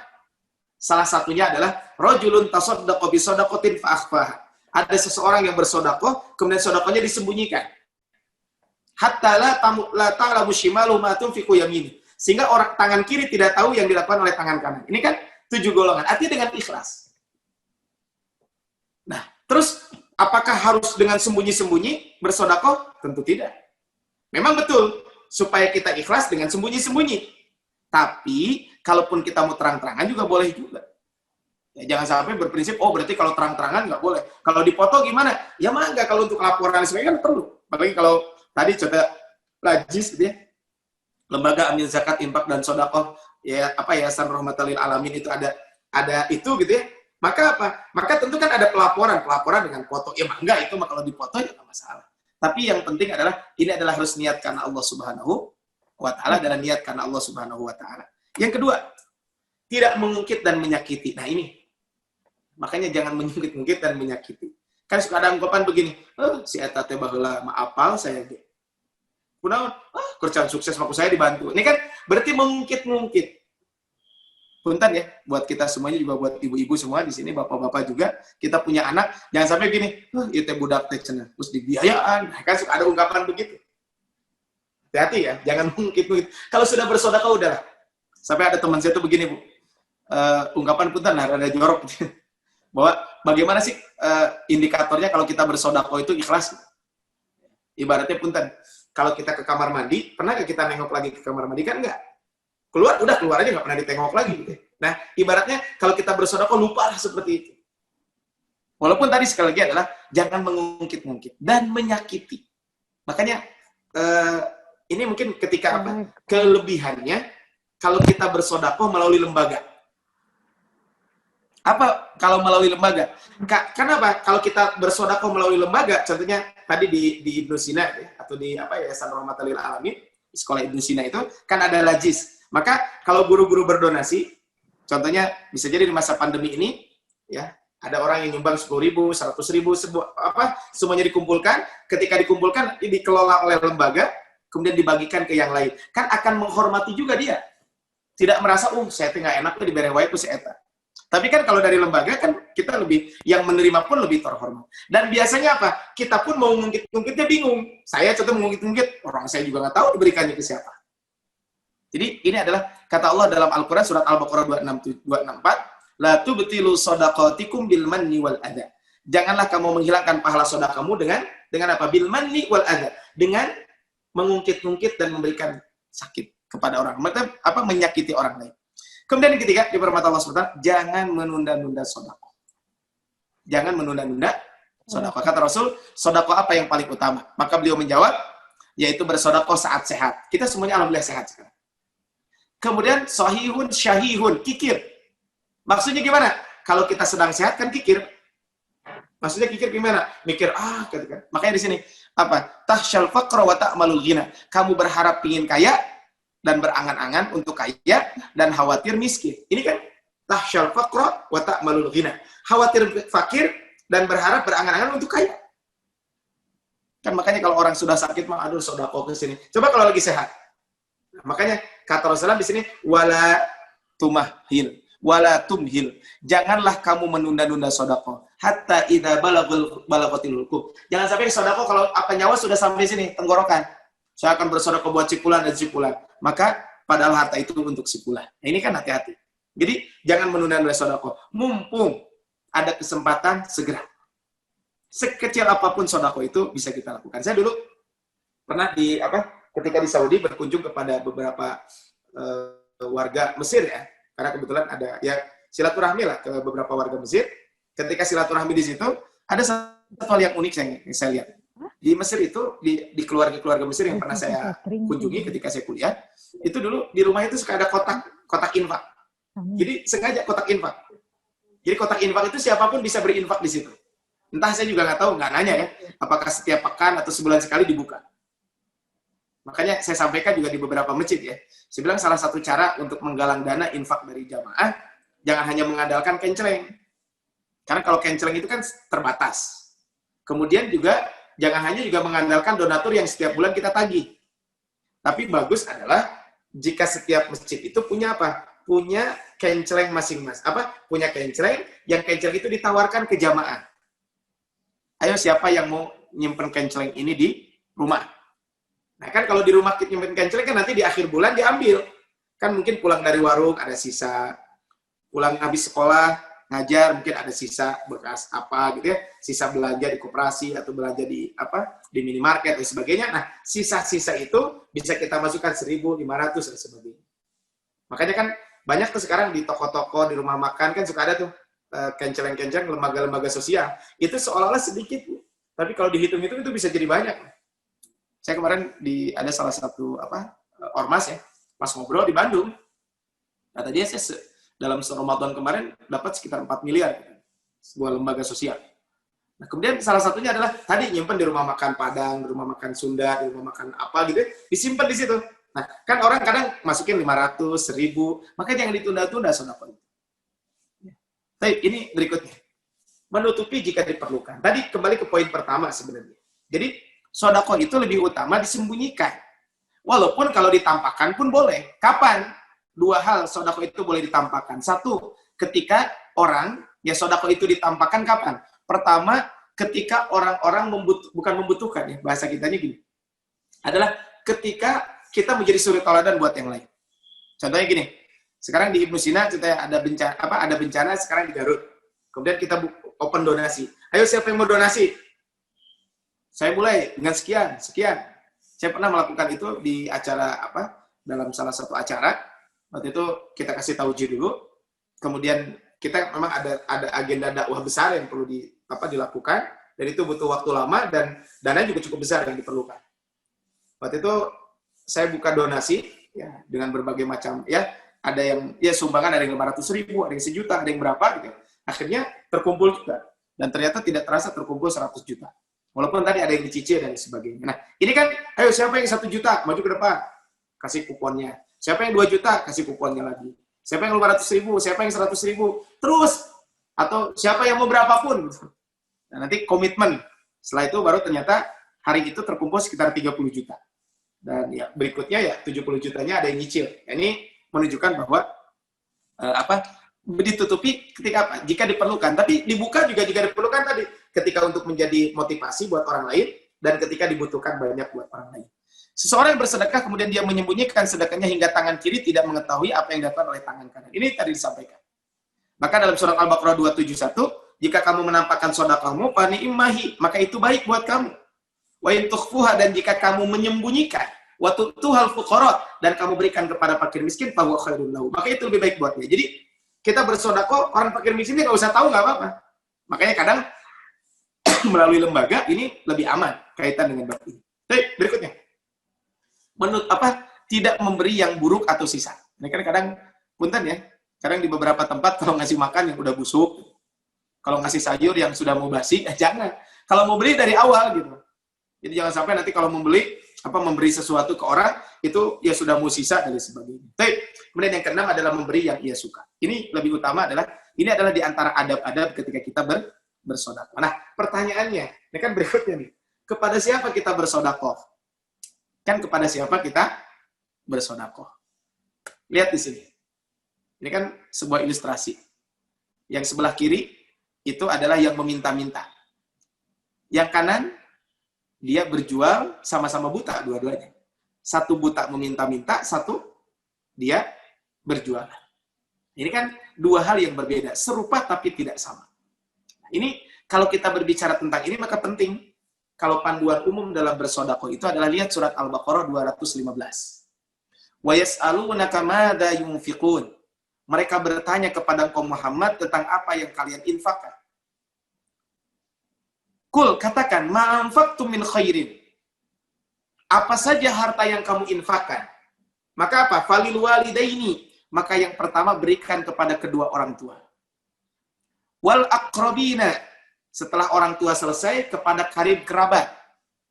Wal yatama, kepada anak-anak yatim. Wal masakin, dan orang-orang miskin. Wabnis sabil, dan orang-orang yang dalam perjalanan. Wa ma taf'alu min khairin fa innallaha bihi alim. Dan apa saja yang kamu lakukan, maka itu adalah baik buat kamu. Dan Allah Maha mengetahui fa innallaha bihi alim. Wa ma taf'alu min khairin fa innallaha bihi alim. Apapun yang kamu lakukan Allah Maha tahu. Baik.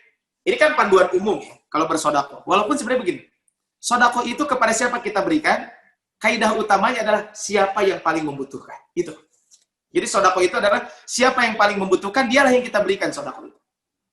Tapi tadi kembali bahwa ini panduan umumnya. Sehingga kalau kita bersedekah ibarat Allah Subhanahu wa taala, bisa ada 5 menit lagi ya waktunya. Pertama adalah nafkah keluarga. Ini prioritas. Bentar buat bapak-bapak di sini yang hadir, buat termasuk kedua ibu-ibu mungkin. Di sini adalah nafkah prioritas itu pada keluarga. Jadi kalau bersedekah utamakan keluarga. Dan keluarga ini maksudnya siapa? Ini adalah maksud keluarga di sini adalah keluarga inti. Saya sebagai suami berarti kepada anak, kepada istri, kepada kalau saya orang tua masih ada, kepada orang tua. Ini adalah keluarga saya yang paling dekat adalah apa? Ini adalah yang harus prioritas dalam bersedekah. Dalam memberikan sedekah. 1 dinar kamu infakkan pada jalan Allah. 1 dinar kamu infakkan membebaskan hamba. 1 dinar engkau sedekahkan kepada orang miskin, dan 1 dinar engkau infakkan kepada keluarga engkau, yang paling besar pahalanya yang diinfakkan kepada keluarga engkau. Ini kata siapa? Kata Rasulullah. Jadi, kalau kita memberikan infak kepada keluarga, itu lebih besar pahalanya. Contohnya 100.000 saya sedekahkan ke masjid, dengan 100.000 saya berikan kepada ibu saya yang memang membutuhkan, itu pahalanya lebih besar. Nah, punten buat bapak-bapak juga ya, kadang ya tadi saya sering sampaikan di beberapa tempat. Kalau di bapak-bapak teh hari teman-teman nama makan teh, wah di rumah makan elit dan sebagainya. Pas giliran ngajak istrinya, ke rumah makan biasa-biasa saja. Ibu-ibu langsung seneng nih. Ini saat betul, kudu kieu gitu ya. Ya kan? Karena seperti itu. Atau ke anak nama biasa gitu nraktir teh hari ke anak batur gitu. Ya walaupun boleh-boleh saja sih ya. Tapi kan juga prioritas kepada keluarga kita dulu dong. Nah, ini kan bahkan terus gimana Ustaz, kan itu mah suami, saya makan istri. Termasuk juga sama istri juga, Bu. Dalam sebuah hadis kan ada Abdullah bin Mas'ud, pernah istrinya itu datang kepada Nabi, ya Rasul, saya punya emas. Kan kata engkau, infakan yang terbaik. Nah, ini saya punya emas, nih mau saya kasihkan kepada engkau. Maksudnya bukan kepada Rasul, bukan buat Rasul, tapi mau diinfakkan. Kemudian apa kata istrinya? Kata istri Abdullah bin Mas'ud, tapi kata suami saya, lebih baik kamu infakkan kepada saya dan anak-anak kamu. Karena kebetulan Abdullah bin Mas'ud adalah bukan orang kaya. Anak-anaknya pun bukan orang kaya. Ya Rasul, tapi apakah benar seperti itu? Maksudnya, ya saya berikan ke suami saya, gitu. Atau berikan ke anak saya, atau saya berikan kepada orang lain. Maka kata Rasul, sodaqah bin Mas'ud. Apa yang dikatakan oleh bin Mas'ud benar. Maka berikanlah kamu sodaqah kepada Abdullah bin Mas'ud sebagai suamimu dan kepada anak-anakmu. Jadi mungkin bisa jadi punten Bapak Ibu rahmat Allah Subhanahu wa taala, khususnya buat ibu-ibu bisa jadi mungkin di masa pandemi seperti ini, ibu-ibu masih bekerja, tapi kan suami mungkin ya qadarullah, bisa jadi kan kita nggak tahu ya. Qadarullah mungkin tidak bisa bekerja karena ya di PHK lah dan sebagainya. Dan sekarang pun bekerja belum mencari belum dapat pekerjaan lagi. Sebenarnya begini, bukan berarti gitu mau berarti lo istri kerja enak dong, biarin aja, bukan itu. Maksudnya kan bisa jadi dalam kondisi-kondisi tertentu istri mungkin penghasilannya lebih dibanding suami. Maka prioritas kepada keluarga juga. Prioritas kepada keluarga juga. Tapi ini sekali lagi buat para suami bukan berarti jadi malas-malasan. Enggak, saya tidak mengajarkan itu. Kemudian yang kedua adalah setelah tadi kepada keluarga inti, kepada sanak kerabat. Sanak kerabat itu mungkin saudara, kakak, adik, bibi, gitu ya, paman. Ini kan sanak kerabat. Sedekah kepada orang miskin dapat pahala 1. Sedekah kepada kaum kerabat dapat pahala 2. Itu pahala sodako dan silaturahmi. Nah, yang dimaksud dengan silaturahmi dalam bahasa syariat, itu sering disebut dengan menyambung hubungan kekerabatan. Itu adalah silaturahmi. Tapi dalam bahasa kamus bahasa Indonesia, silaturahmi itu kan kepada siapapun, keluarga dan teman, keluarga dan siapapun. Walaupun dalam terminologi dalam terminologi bahasa Arab atau syariat, yang namanya silaturahmi itu kepada kerabat. Adapun kepada orang lain namanya ziarah. Dan itu juga sama-sama harus kita lakukan. Tapi kepada kerabat duluan.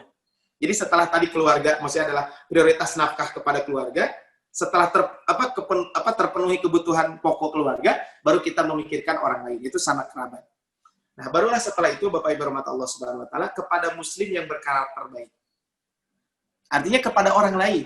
Tapi orang lain juga kan macam-macam. Ada orang baik, ada orang tidak baik gitu ya. Tapi prioritas kita adalah kepada orang yang berkarakter baik. Jadi jangan sampai kita mendahulukan kepada orang lain. Siapa orang berkarakter baik? Orang bertakwa bukan ahli maksiat. Orang berilmu bukan pemboros. Kemudian memiliki izzatun nafsi, memiliki harga diri. Tadi kan di awal saya tampilkan foto itu ya, bahwa ada yang sama tapi tak serupa kan. Nah, artinya apa? Orang yang tidak minta-minta, kita kedepankan mereka. Kenapa? Karena mereka adalah orang mengira dia orang berkecukupan. Dan di masa pandemi ini banyak loh yang seperti itu. Dia tidak mau meminta-minta kepada orang. Dia merasa cukup saja dengan yang dia miliki. Padahal dia sangat butuh. Saya waktu di awal-awal dulu pandemi ya, terus kebetulan ada muazin yang di samping rumah saya ngobrol gitu ya. Karena kebetulan saya pas awal-awal pandemi tidak ada di kota Bandung, saya berada di Ciparai, Kabupaten Bandung. Maka ketika itu saya pulang, pas ngobrol gitu dengan salah satu pengurus DKM tadi ya, muazin, saya posted ya sejak pandemi sudah tidak beraktivitas karena jualan di kampus, jualan makanan, kampusnya tutup. Jualan di sekolah-sekolah juga tutup. Kemudian paling ya ke warung-warung saya ngirimin barang gitu ya, yang beliau jual. Nah, akhirnya ternyata beliau tidak meminta-minta juga. Ya padahal mah beliau juga sangat butuh. Dan itu banyak ya orang-orang yang tadi memiliki izzatun nafsi, memiliki harga diri. Ya, banyaklah orang-orang yang seperti ini dan ini perlu sekali lagi adalah kita prioritaskan mereka. Jadi orang yang bertakwa. Kenapa orang bertakwa? Orang baik. Karena orang baik itu kalau kita beri sedekah digunakan untuk ibadah. Orang berilmu maksudnya bukan pemboros, maksudnya bukan berarti harus dokter, profesor, bukan. Maksudnya adalah dia bukan pemboros. Karena ketika dia boros digunakan untuk hal-hal yang tidak bermanfaat. Maka ini adalah kalau kita berbicara tentang ini. Terakhir, Ibu rahmat Allah SWT, karena sudah jam 2.15, sedikit saja mungkin pertama adalah kalau ibu-ibu mau bersedekah maka harus izin dulu sama suami. Ini jelas ya. Jangan bersedekah seorang perempuan ya dengan sesuatu yang ada di rumah suaminya melainkan dengan izin suaminya. Seorang sahabat bertanya, Rasulullah, bagaimana makanan juga tidak boleh? Kata Rasul, makanan adalah harta yang termulia. Jadi, apapun yang kita keluarkan, kalau itu memang harta punya suami, maka seorang istri harus izin dulu kepada suami. Kecuali sesuatu hal yang ya dianggap sekedarnya. Ya, contohnya Asma binti Abi Bakar pernah bertanya kepada Nabi SAW, beliau berkata, Az-Zubair seorang yang tegas, datang kepadaku orang miskin, bolehkah aku bersedekah kepadanya dari harta rumah dengan tidak ada izinnya? Bersedekahlah sekedarnya dan jangan kamu terlalu menyimpan, sehingga Allah pun menahan pemberiannya kepadamu. Jadi kalau sesuatu hal yang dianggap menurut ya pasangan suami istri sesuatu hal yang sederhana, nggak apa-apa. Contohnya begini, saya contohnya dengan istri gitu ya, ada tamu ke rumah, ya ada orang yang ya minta nasi lah 1 piring gitu ya, atau mungkin dia punya makanan, ada saudaranya datang, kemudian berbagi dengan saudaranya, saya punya makanan, kemudian makanan itu istri saya ngasih ke kakaknya, ke adiknya, ke keponakannya, dan makanan itu makanan biasa-biasa saja, menurut saya dan istri, itu mah nggak masalah. Gitu ya. Tapi mungkin hal-hal yang besar, gitu ya. Nah, maka ini punten ya, buat yang sudah menikah, yang belum menikah khususnya mungkin juga ya, yang sudah menikah juga, apalagi yang pasangan-pasangan baru ya, saya kemarin juga ada masalah yang cukup besar ya, bukan di saya ada teman gitu ya, salah satunya adalah tadi, ketika kita memberi kepada orang tua, kalau sudah menikah kan beda, saya memberi kepada ibu bapak saya, kepada ibu bapak keluarga saya, istri memberi kepada keluarganya. Nah, ini perlu kesepakatan juga antara suami istri. Dan saya dulu dapat nasihat ini langsung dari kiai saya, Ustadz almarhum Haji Sa'al Suhana, beliau pendiri pesantren tempat saya belajar dulu, saya datang silaturahmi ketika pekan pertama setelah menikah, ya, roadshow lah ke kiai-kiai, ke guru-guru, ya minta doanya setelah pernikahan, gitu ya. Dan akhirnya ya salah satu nasihatnya adalah tadi kaitan dengan bab keuangan ini. Salah satunya adalah memberi kepada orang. Ini harus ada kesepakatan suami istri kaitan dengan pemberian ini. Tapi berikutnya adalah pahala bagi suami. Jadi kalau seorang istri memberikan sedekah tapi harta dari suaminya, maka dari suaminya, maka suami pun akan dapat pahala. Kata Rasul, apabila seorang perempuan bersedekah dari makanan rumahnya yang dengan tidak boros, maka ia mendapatkan pahala dari apa yang disedekahkan. Jadi istri dapat pahala. Suami dapat pahala karena dia telah mengusahakan sehingga di rumah ada makanan, di rumah ada kebutuhan yang bisa dipenuhi. Kemudian juga kata Rasulullah, dan ya bagi al-khazin itu adalah orang yang bekerja di rumah tersebut. Tahu bahasa kita pun dan pembantunya pun akan dapat pahala yang sama. Jadi artinya kita harus berbagi pahala lah. Kalau saya contohnya kepada istri kasih uang, dia bilang ke istri, sok aja kalau kamu mau ngasih ke siapa. Otomatis saya dapat pahala karena berusaha. Kemudian istri saya juga dapat pahala. Kenapa? Karena dia telah mengeluarkan hartanya. Dan terakhir adalah menarik kembali dari sedekah. Boleh atau tidak? Tidak boleh. Jadi kalau seseorang sudah bersedekah, maka tidak boleh menarik kembali. Kalau kita sudah memberikan sesuatu kepada teman, maka kita tidak boleh mengambilnya kembali. Kata Rasul, orang yang mengambil pemberiannya kembali, bagaikan anjing muntah, kemudian ia menelan kembali muntahnya. Pengecualian adalah kalau ayah memberikan sesuatu kepada anaknya, ayah boleh mengambil kembali. Saya contohnya ngasih handphone ke anak. Handphone itu boleh saya ambil kembali, boleh. Karena itu apa? Anta wa malu kali abika. Kamu dan hartamu punya ayahmu. Ini kata Rasulullah. Tetapi tentu ketika saya mengambil itu bukan niat menzolimi anak saya yang telah diberikan. Tidak boleh kalau begini, saya ngasih handphone ke anak nomor pertama. Kemudian saya ambil lagi, saya kasihkan ke anak kedua. Kan kalau begitu saya menzolimi anak pertama. Tapi secara hukum awalnya adalah boleh, selama dia tidak menzolimi kaitan dengan ini. Nah, sedekah ini lebih umum, termasuk juga kepada non-muslim, kita dibolehkan juga untuk bersedekah. Sedekah dari harta haram tentu dilarang, karena ini adalah kata Rasulullah, Allah tidak akan menerima sholat tanpa bersuci, dan Allah juga tidak akan menerima sedekah dari harta yang haram. Adapun harta haram yang tidak bisa dihindari, tidak diketahui pemilik asalnya, bisa disalurkan kepada kepentingan umum kaum muslimin, dan dihindari untuk masjid menurut pendapat yang lebih hati-hati. Contohnya, kalau saya karena punya tabungan di lembaga konvensional, karena memang itu adalah rekening yang harus saya miliki, karena kaitan dengan aktivitas bisnis, gitu ya, atau aktivitas pekerjaan, maka mau nggak mau kan, saya harus punya rekening di situ. Nah, ketika ada bunganya diambil, tapi tidak boleh kita ambil untuk kepentingan kita, tapi kita sedekahkan kepada orang lain. Wallahu a'lam bishawab. Itu saja mungkin. Mohon maaf waktunya lebih 5 menit dari yang diberikan kepada saya. Saya kembalikan kepada Bu Ella. Mangga Bu Ella. Nanti materinya saya kirim ke Bu Ella. Khair Ustaz. Ya, kalau khair, ya mangga diantar. Jazakallah khair Ustaz atas ilmunya yang luar biasa sekali, Masya Allah ya. Betapa indahnya seandainya kita senang bersedekah, itu luar biasa sekali. Bagaimana tadi keutamaan bersedekah sendiri itu sedekah bisa menambah rizki, menjaga dari api neraka, kemudian mengobati orang yang sakit ya, dan masih banyak lagi yang lainnya. Bu Dwi, saya hilang ya? Halo? Saya ada ya? Maaf. Ada Bu, ada Bu. Iya, iya. Iya, iya. Barangkali sebelum Ustadz nanti pamit, Bapak Ibu ada yang mau bertanya, dipersilahkan untuk mengacungkan tangan. Ya, Miss Ripta ya, mangga dari SMP silahkan.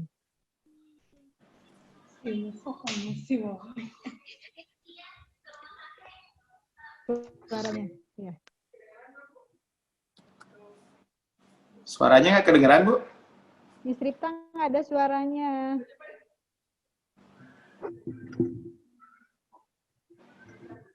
Dibuka suaranya, masih mute.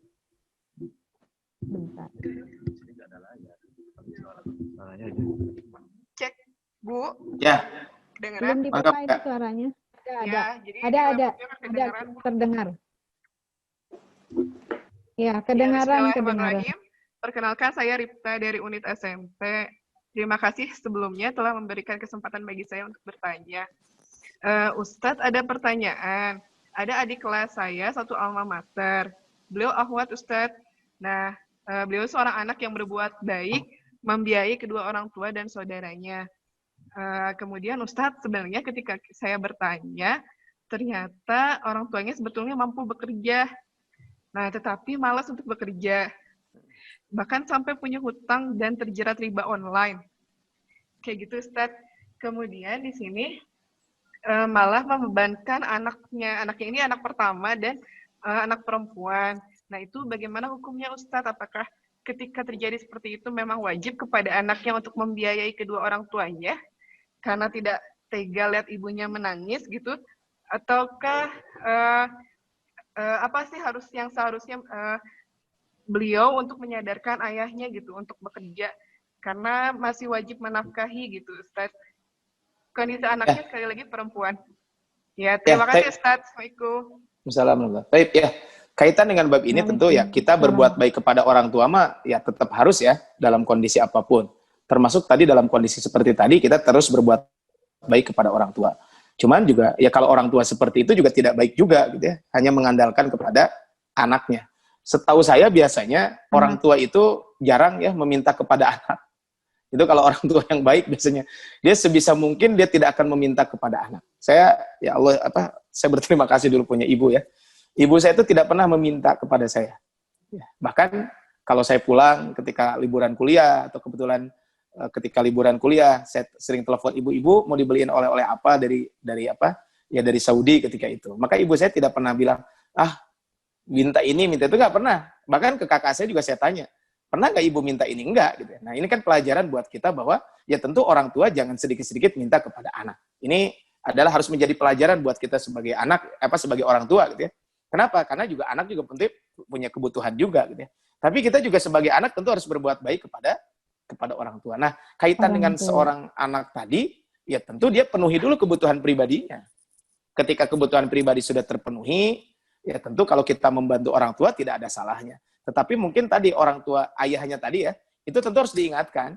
Karena kalau dibiarkan terus juga akan berbahaya ya. Apalagi kaitan terjerat riba dan lain sebagainya itu kan naudzubillahi min dzalik gitu ya. Kalau hutangnya hutang biasa, gitu, oke lah kita bayarkan. Tapi kalau hutang riba, ya tentu ini harus diingatkan. Karena kan jelas kata Allah Subhanahu Wa Taala, yamhaqullahu riba wa yurbis shadaqat.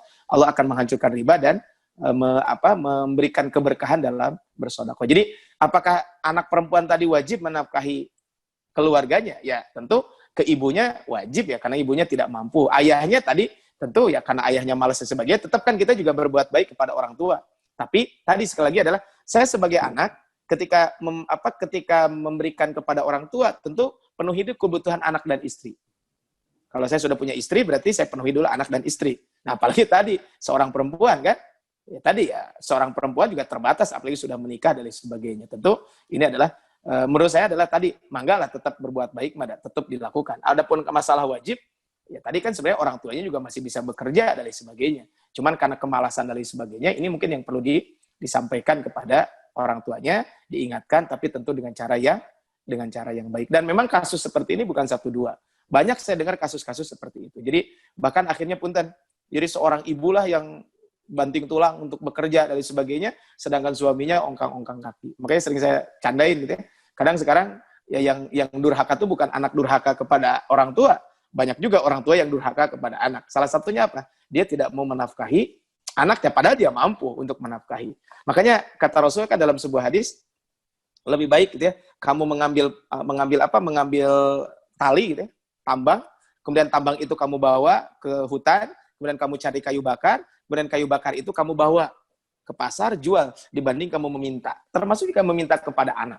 Ya tentu kan juga, tadi sekali lagi, ya biasanya orang tua yang baik, ya dimanapun biasanya, ya pasti dia tidak akan pernah meminta kepada anak. Ya, setahu saya seperti itu. Tapi anak yang baik juga tidak nunggu diminta oleh orang tua. Jadi dua-duanya adalah balance aja gitu ya. Tadi apakah wajib membantu orang tuanya? Tentu kepada ibunya tetap membantu. Adapun masalah hutang yang harus dibayar, ya silakan saja itu mah dibicarakan. Kan anaknya bukan satu juga. Apalagi anak perempuan. Kalau ada anak laki-laki tentu anak laki-laki harus lebih bertanggung jawab kaitan dengan bab itu. Jadi tentu orang tuanya perlu diingatkan ya. Gimana cara mengingatkan ya? Tentu ya kita juga tidak bisa menentukan bagaimana cara mengingatkannya. Setiap orang pasti akan beda-beda. Itu barangkali Rita, wallahu a'lam. Iya. Sudah ya Miss Rifta sudah paham? Ya. Mangga satu lagi aja kalau ada. Ya, Pak Septian. Mangga. Pak Tian ya? Ya, Bu. Silakan. Ya, Baik. Assalamualaikum warahmatullahi wabarakatuh. Waalaikumsalam warahmatullahi wabarakatuh. Alhamdulillah, Pak Ustadz, materinya Ya, sangat FM. luar biasa sekali. Jazakallahu khair, mangga. Sekarang saya mau bertanya.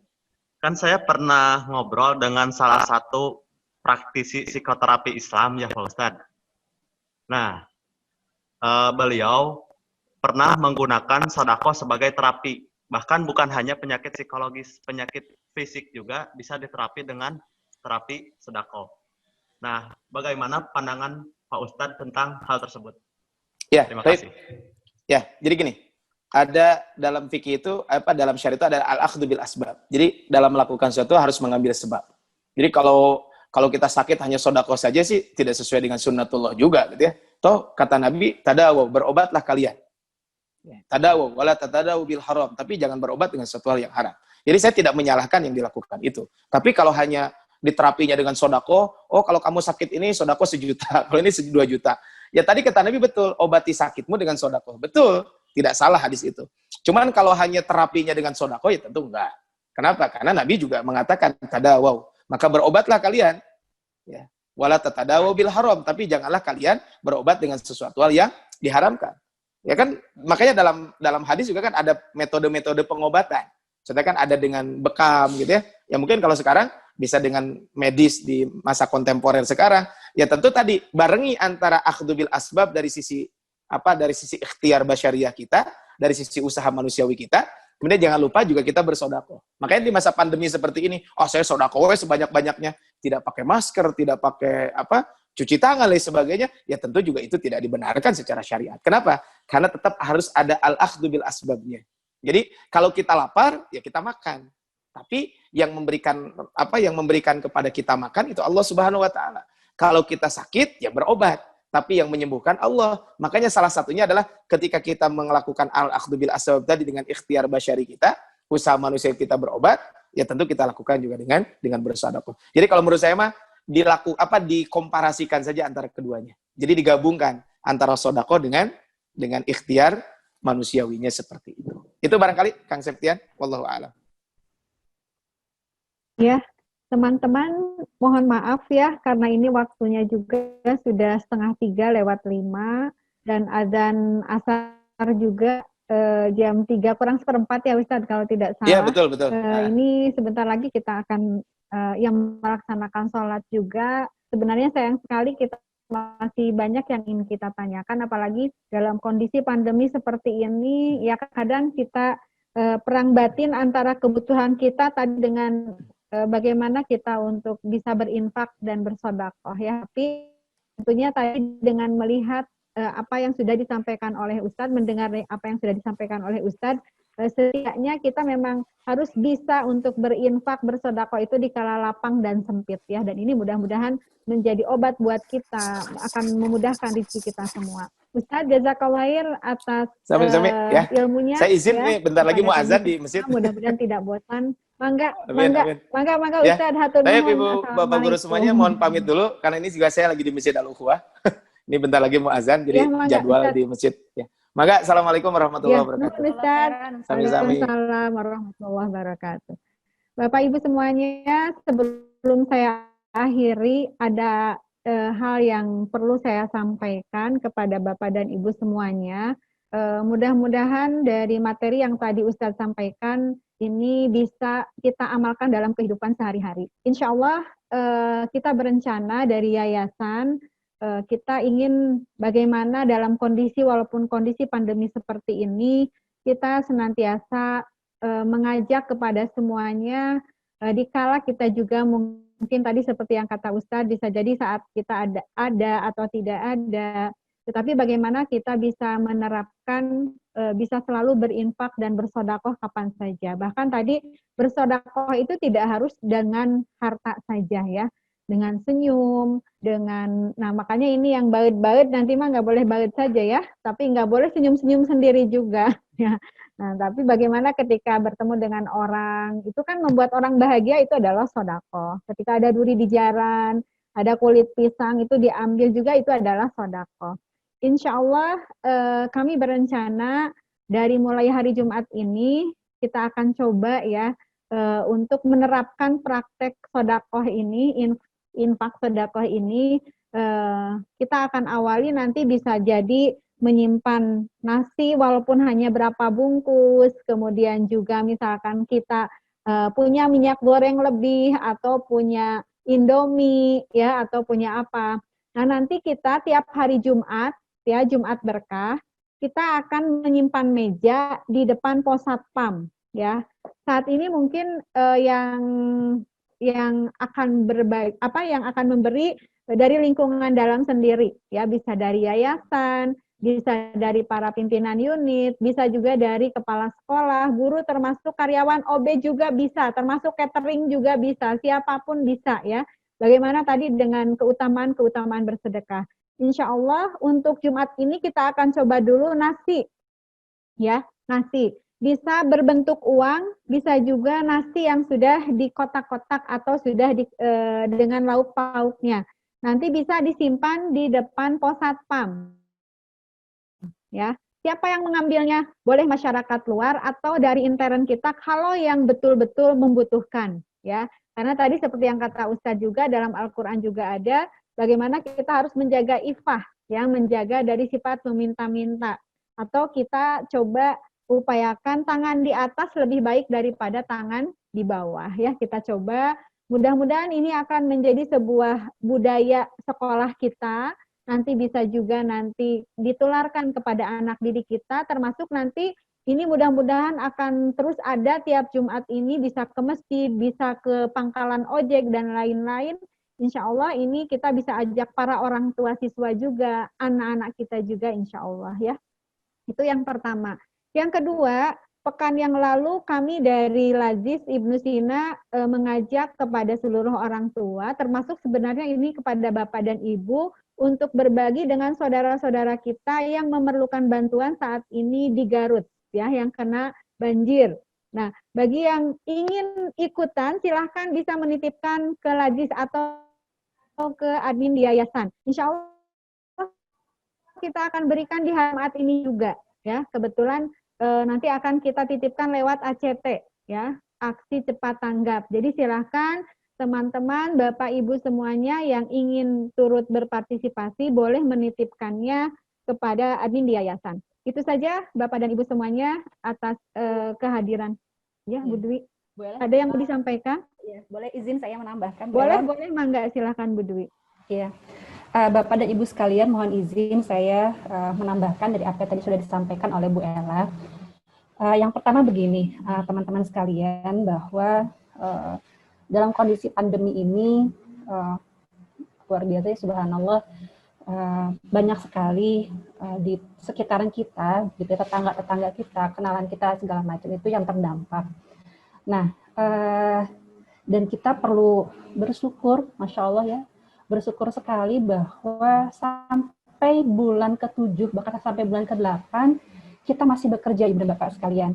Dan Alhamdulillah juga kita bekerja tanpa dikurangin dengan gajinya masih utuh lah, kurang lebih seperti itu ya, teman-teman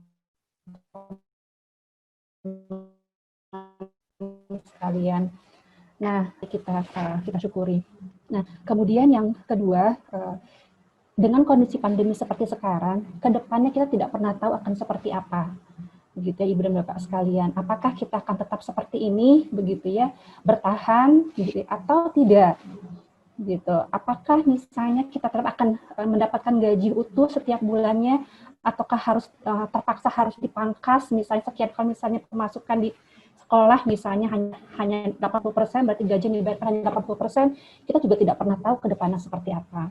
Nah, oleh karena itu, saat ini mungkin adalah saat yang paling baik bagi kita untuk kembali meminta kepada Allah, gitu ya, bahwa rizki itu hanya milik Allah dan kita akan meminta kepada pemilik rizki yang maha kaya.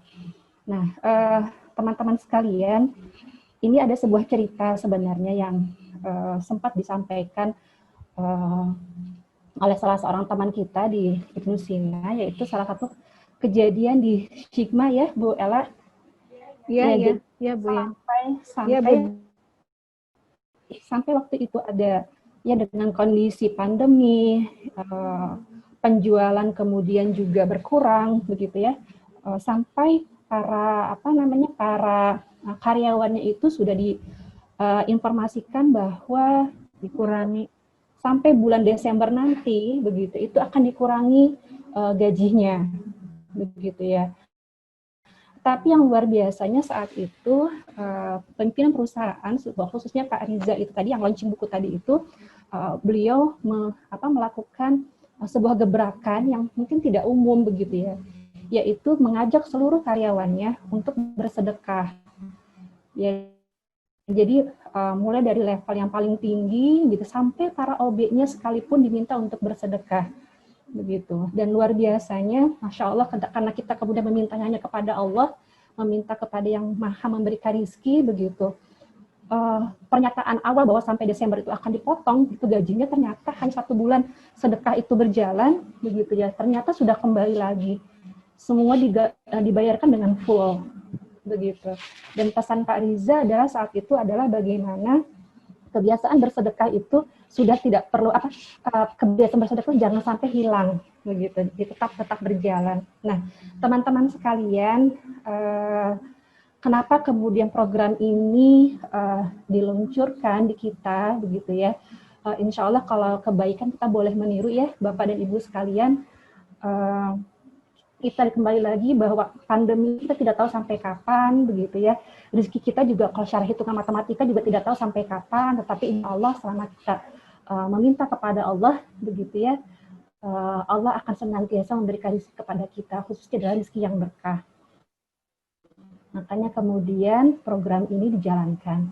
Nah, teman-teman sekalian, kembali lagi, program ini tidak untuk memberatkan begitu ya, tapi alangkah baik jika kita sama-sama semua menyisihkan sebagian rezeki kita, seberapapun yang Bapak Ibu miliki begitu ya, tidak harus besar begitu ya. Kalau mau besar juga tidak jadi masalah, karena kembali lagi Allah tidak akan pernah hitung-hitungan kok dengan rezeki kita begitu ya. Seperti itu. Barangkali teman-teman, demikian tambahan dari saya, mudah-mudahan bisa menginspirasi ya bagi kita semua, insya Allah. Itu saja barangkali Bu Ella, saya kembalikan ke Bu Ella. Ya, terima kasih Bu Dwi. Alhamdulillah, betul sekali ya tadi yang disampaikan oleh Bu Dwi. Ini kisah nyata yang terjadi pada salah sebuah perusahaan, dan yang tadi Ustadz sampaikan adalah perusahaan Hikmah ya.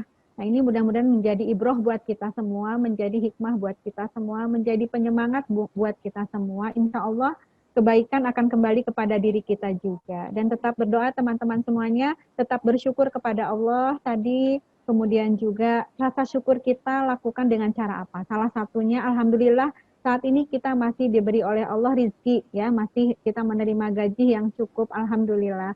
Nah, salah satu bentuk syukurnya, mari kita berbagi dengan saudara-saudara kita yang memang membutuhkan dan sesuai dengan kemampuan kita. Mari kita fastabiqul khairat semuanya, ya. Itu saja karena azan sudah berkumandang. Mohon maaf apabila ada hal-hal yang kurang berkenan atau perkataan yang baik dari saya pribadi. Saya akhiri saja dengan mengucapkan hamdalah dan doa kifaratul majlis. Alhamdulillahirabbil alamin. Subhanakallahumma wa bihamdika asyhadu alla ilaha illa anta astaghfiruka wa atubu ilaik. Bu Dwi, terima kasih sudah membuka acara ini, sudah menjadi host, juga untuk teman-teman semua, para pimpinan unit, guru dan karyawan, catering dan semuanya. Terima kasih ya. Insya Allah kita bertemu lagi di pekan bulan November, ya. Assalamualaikum warahmatullahi wabarakatuh, ya. Terima kasih Bu Dwi.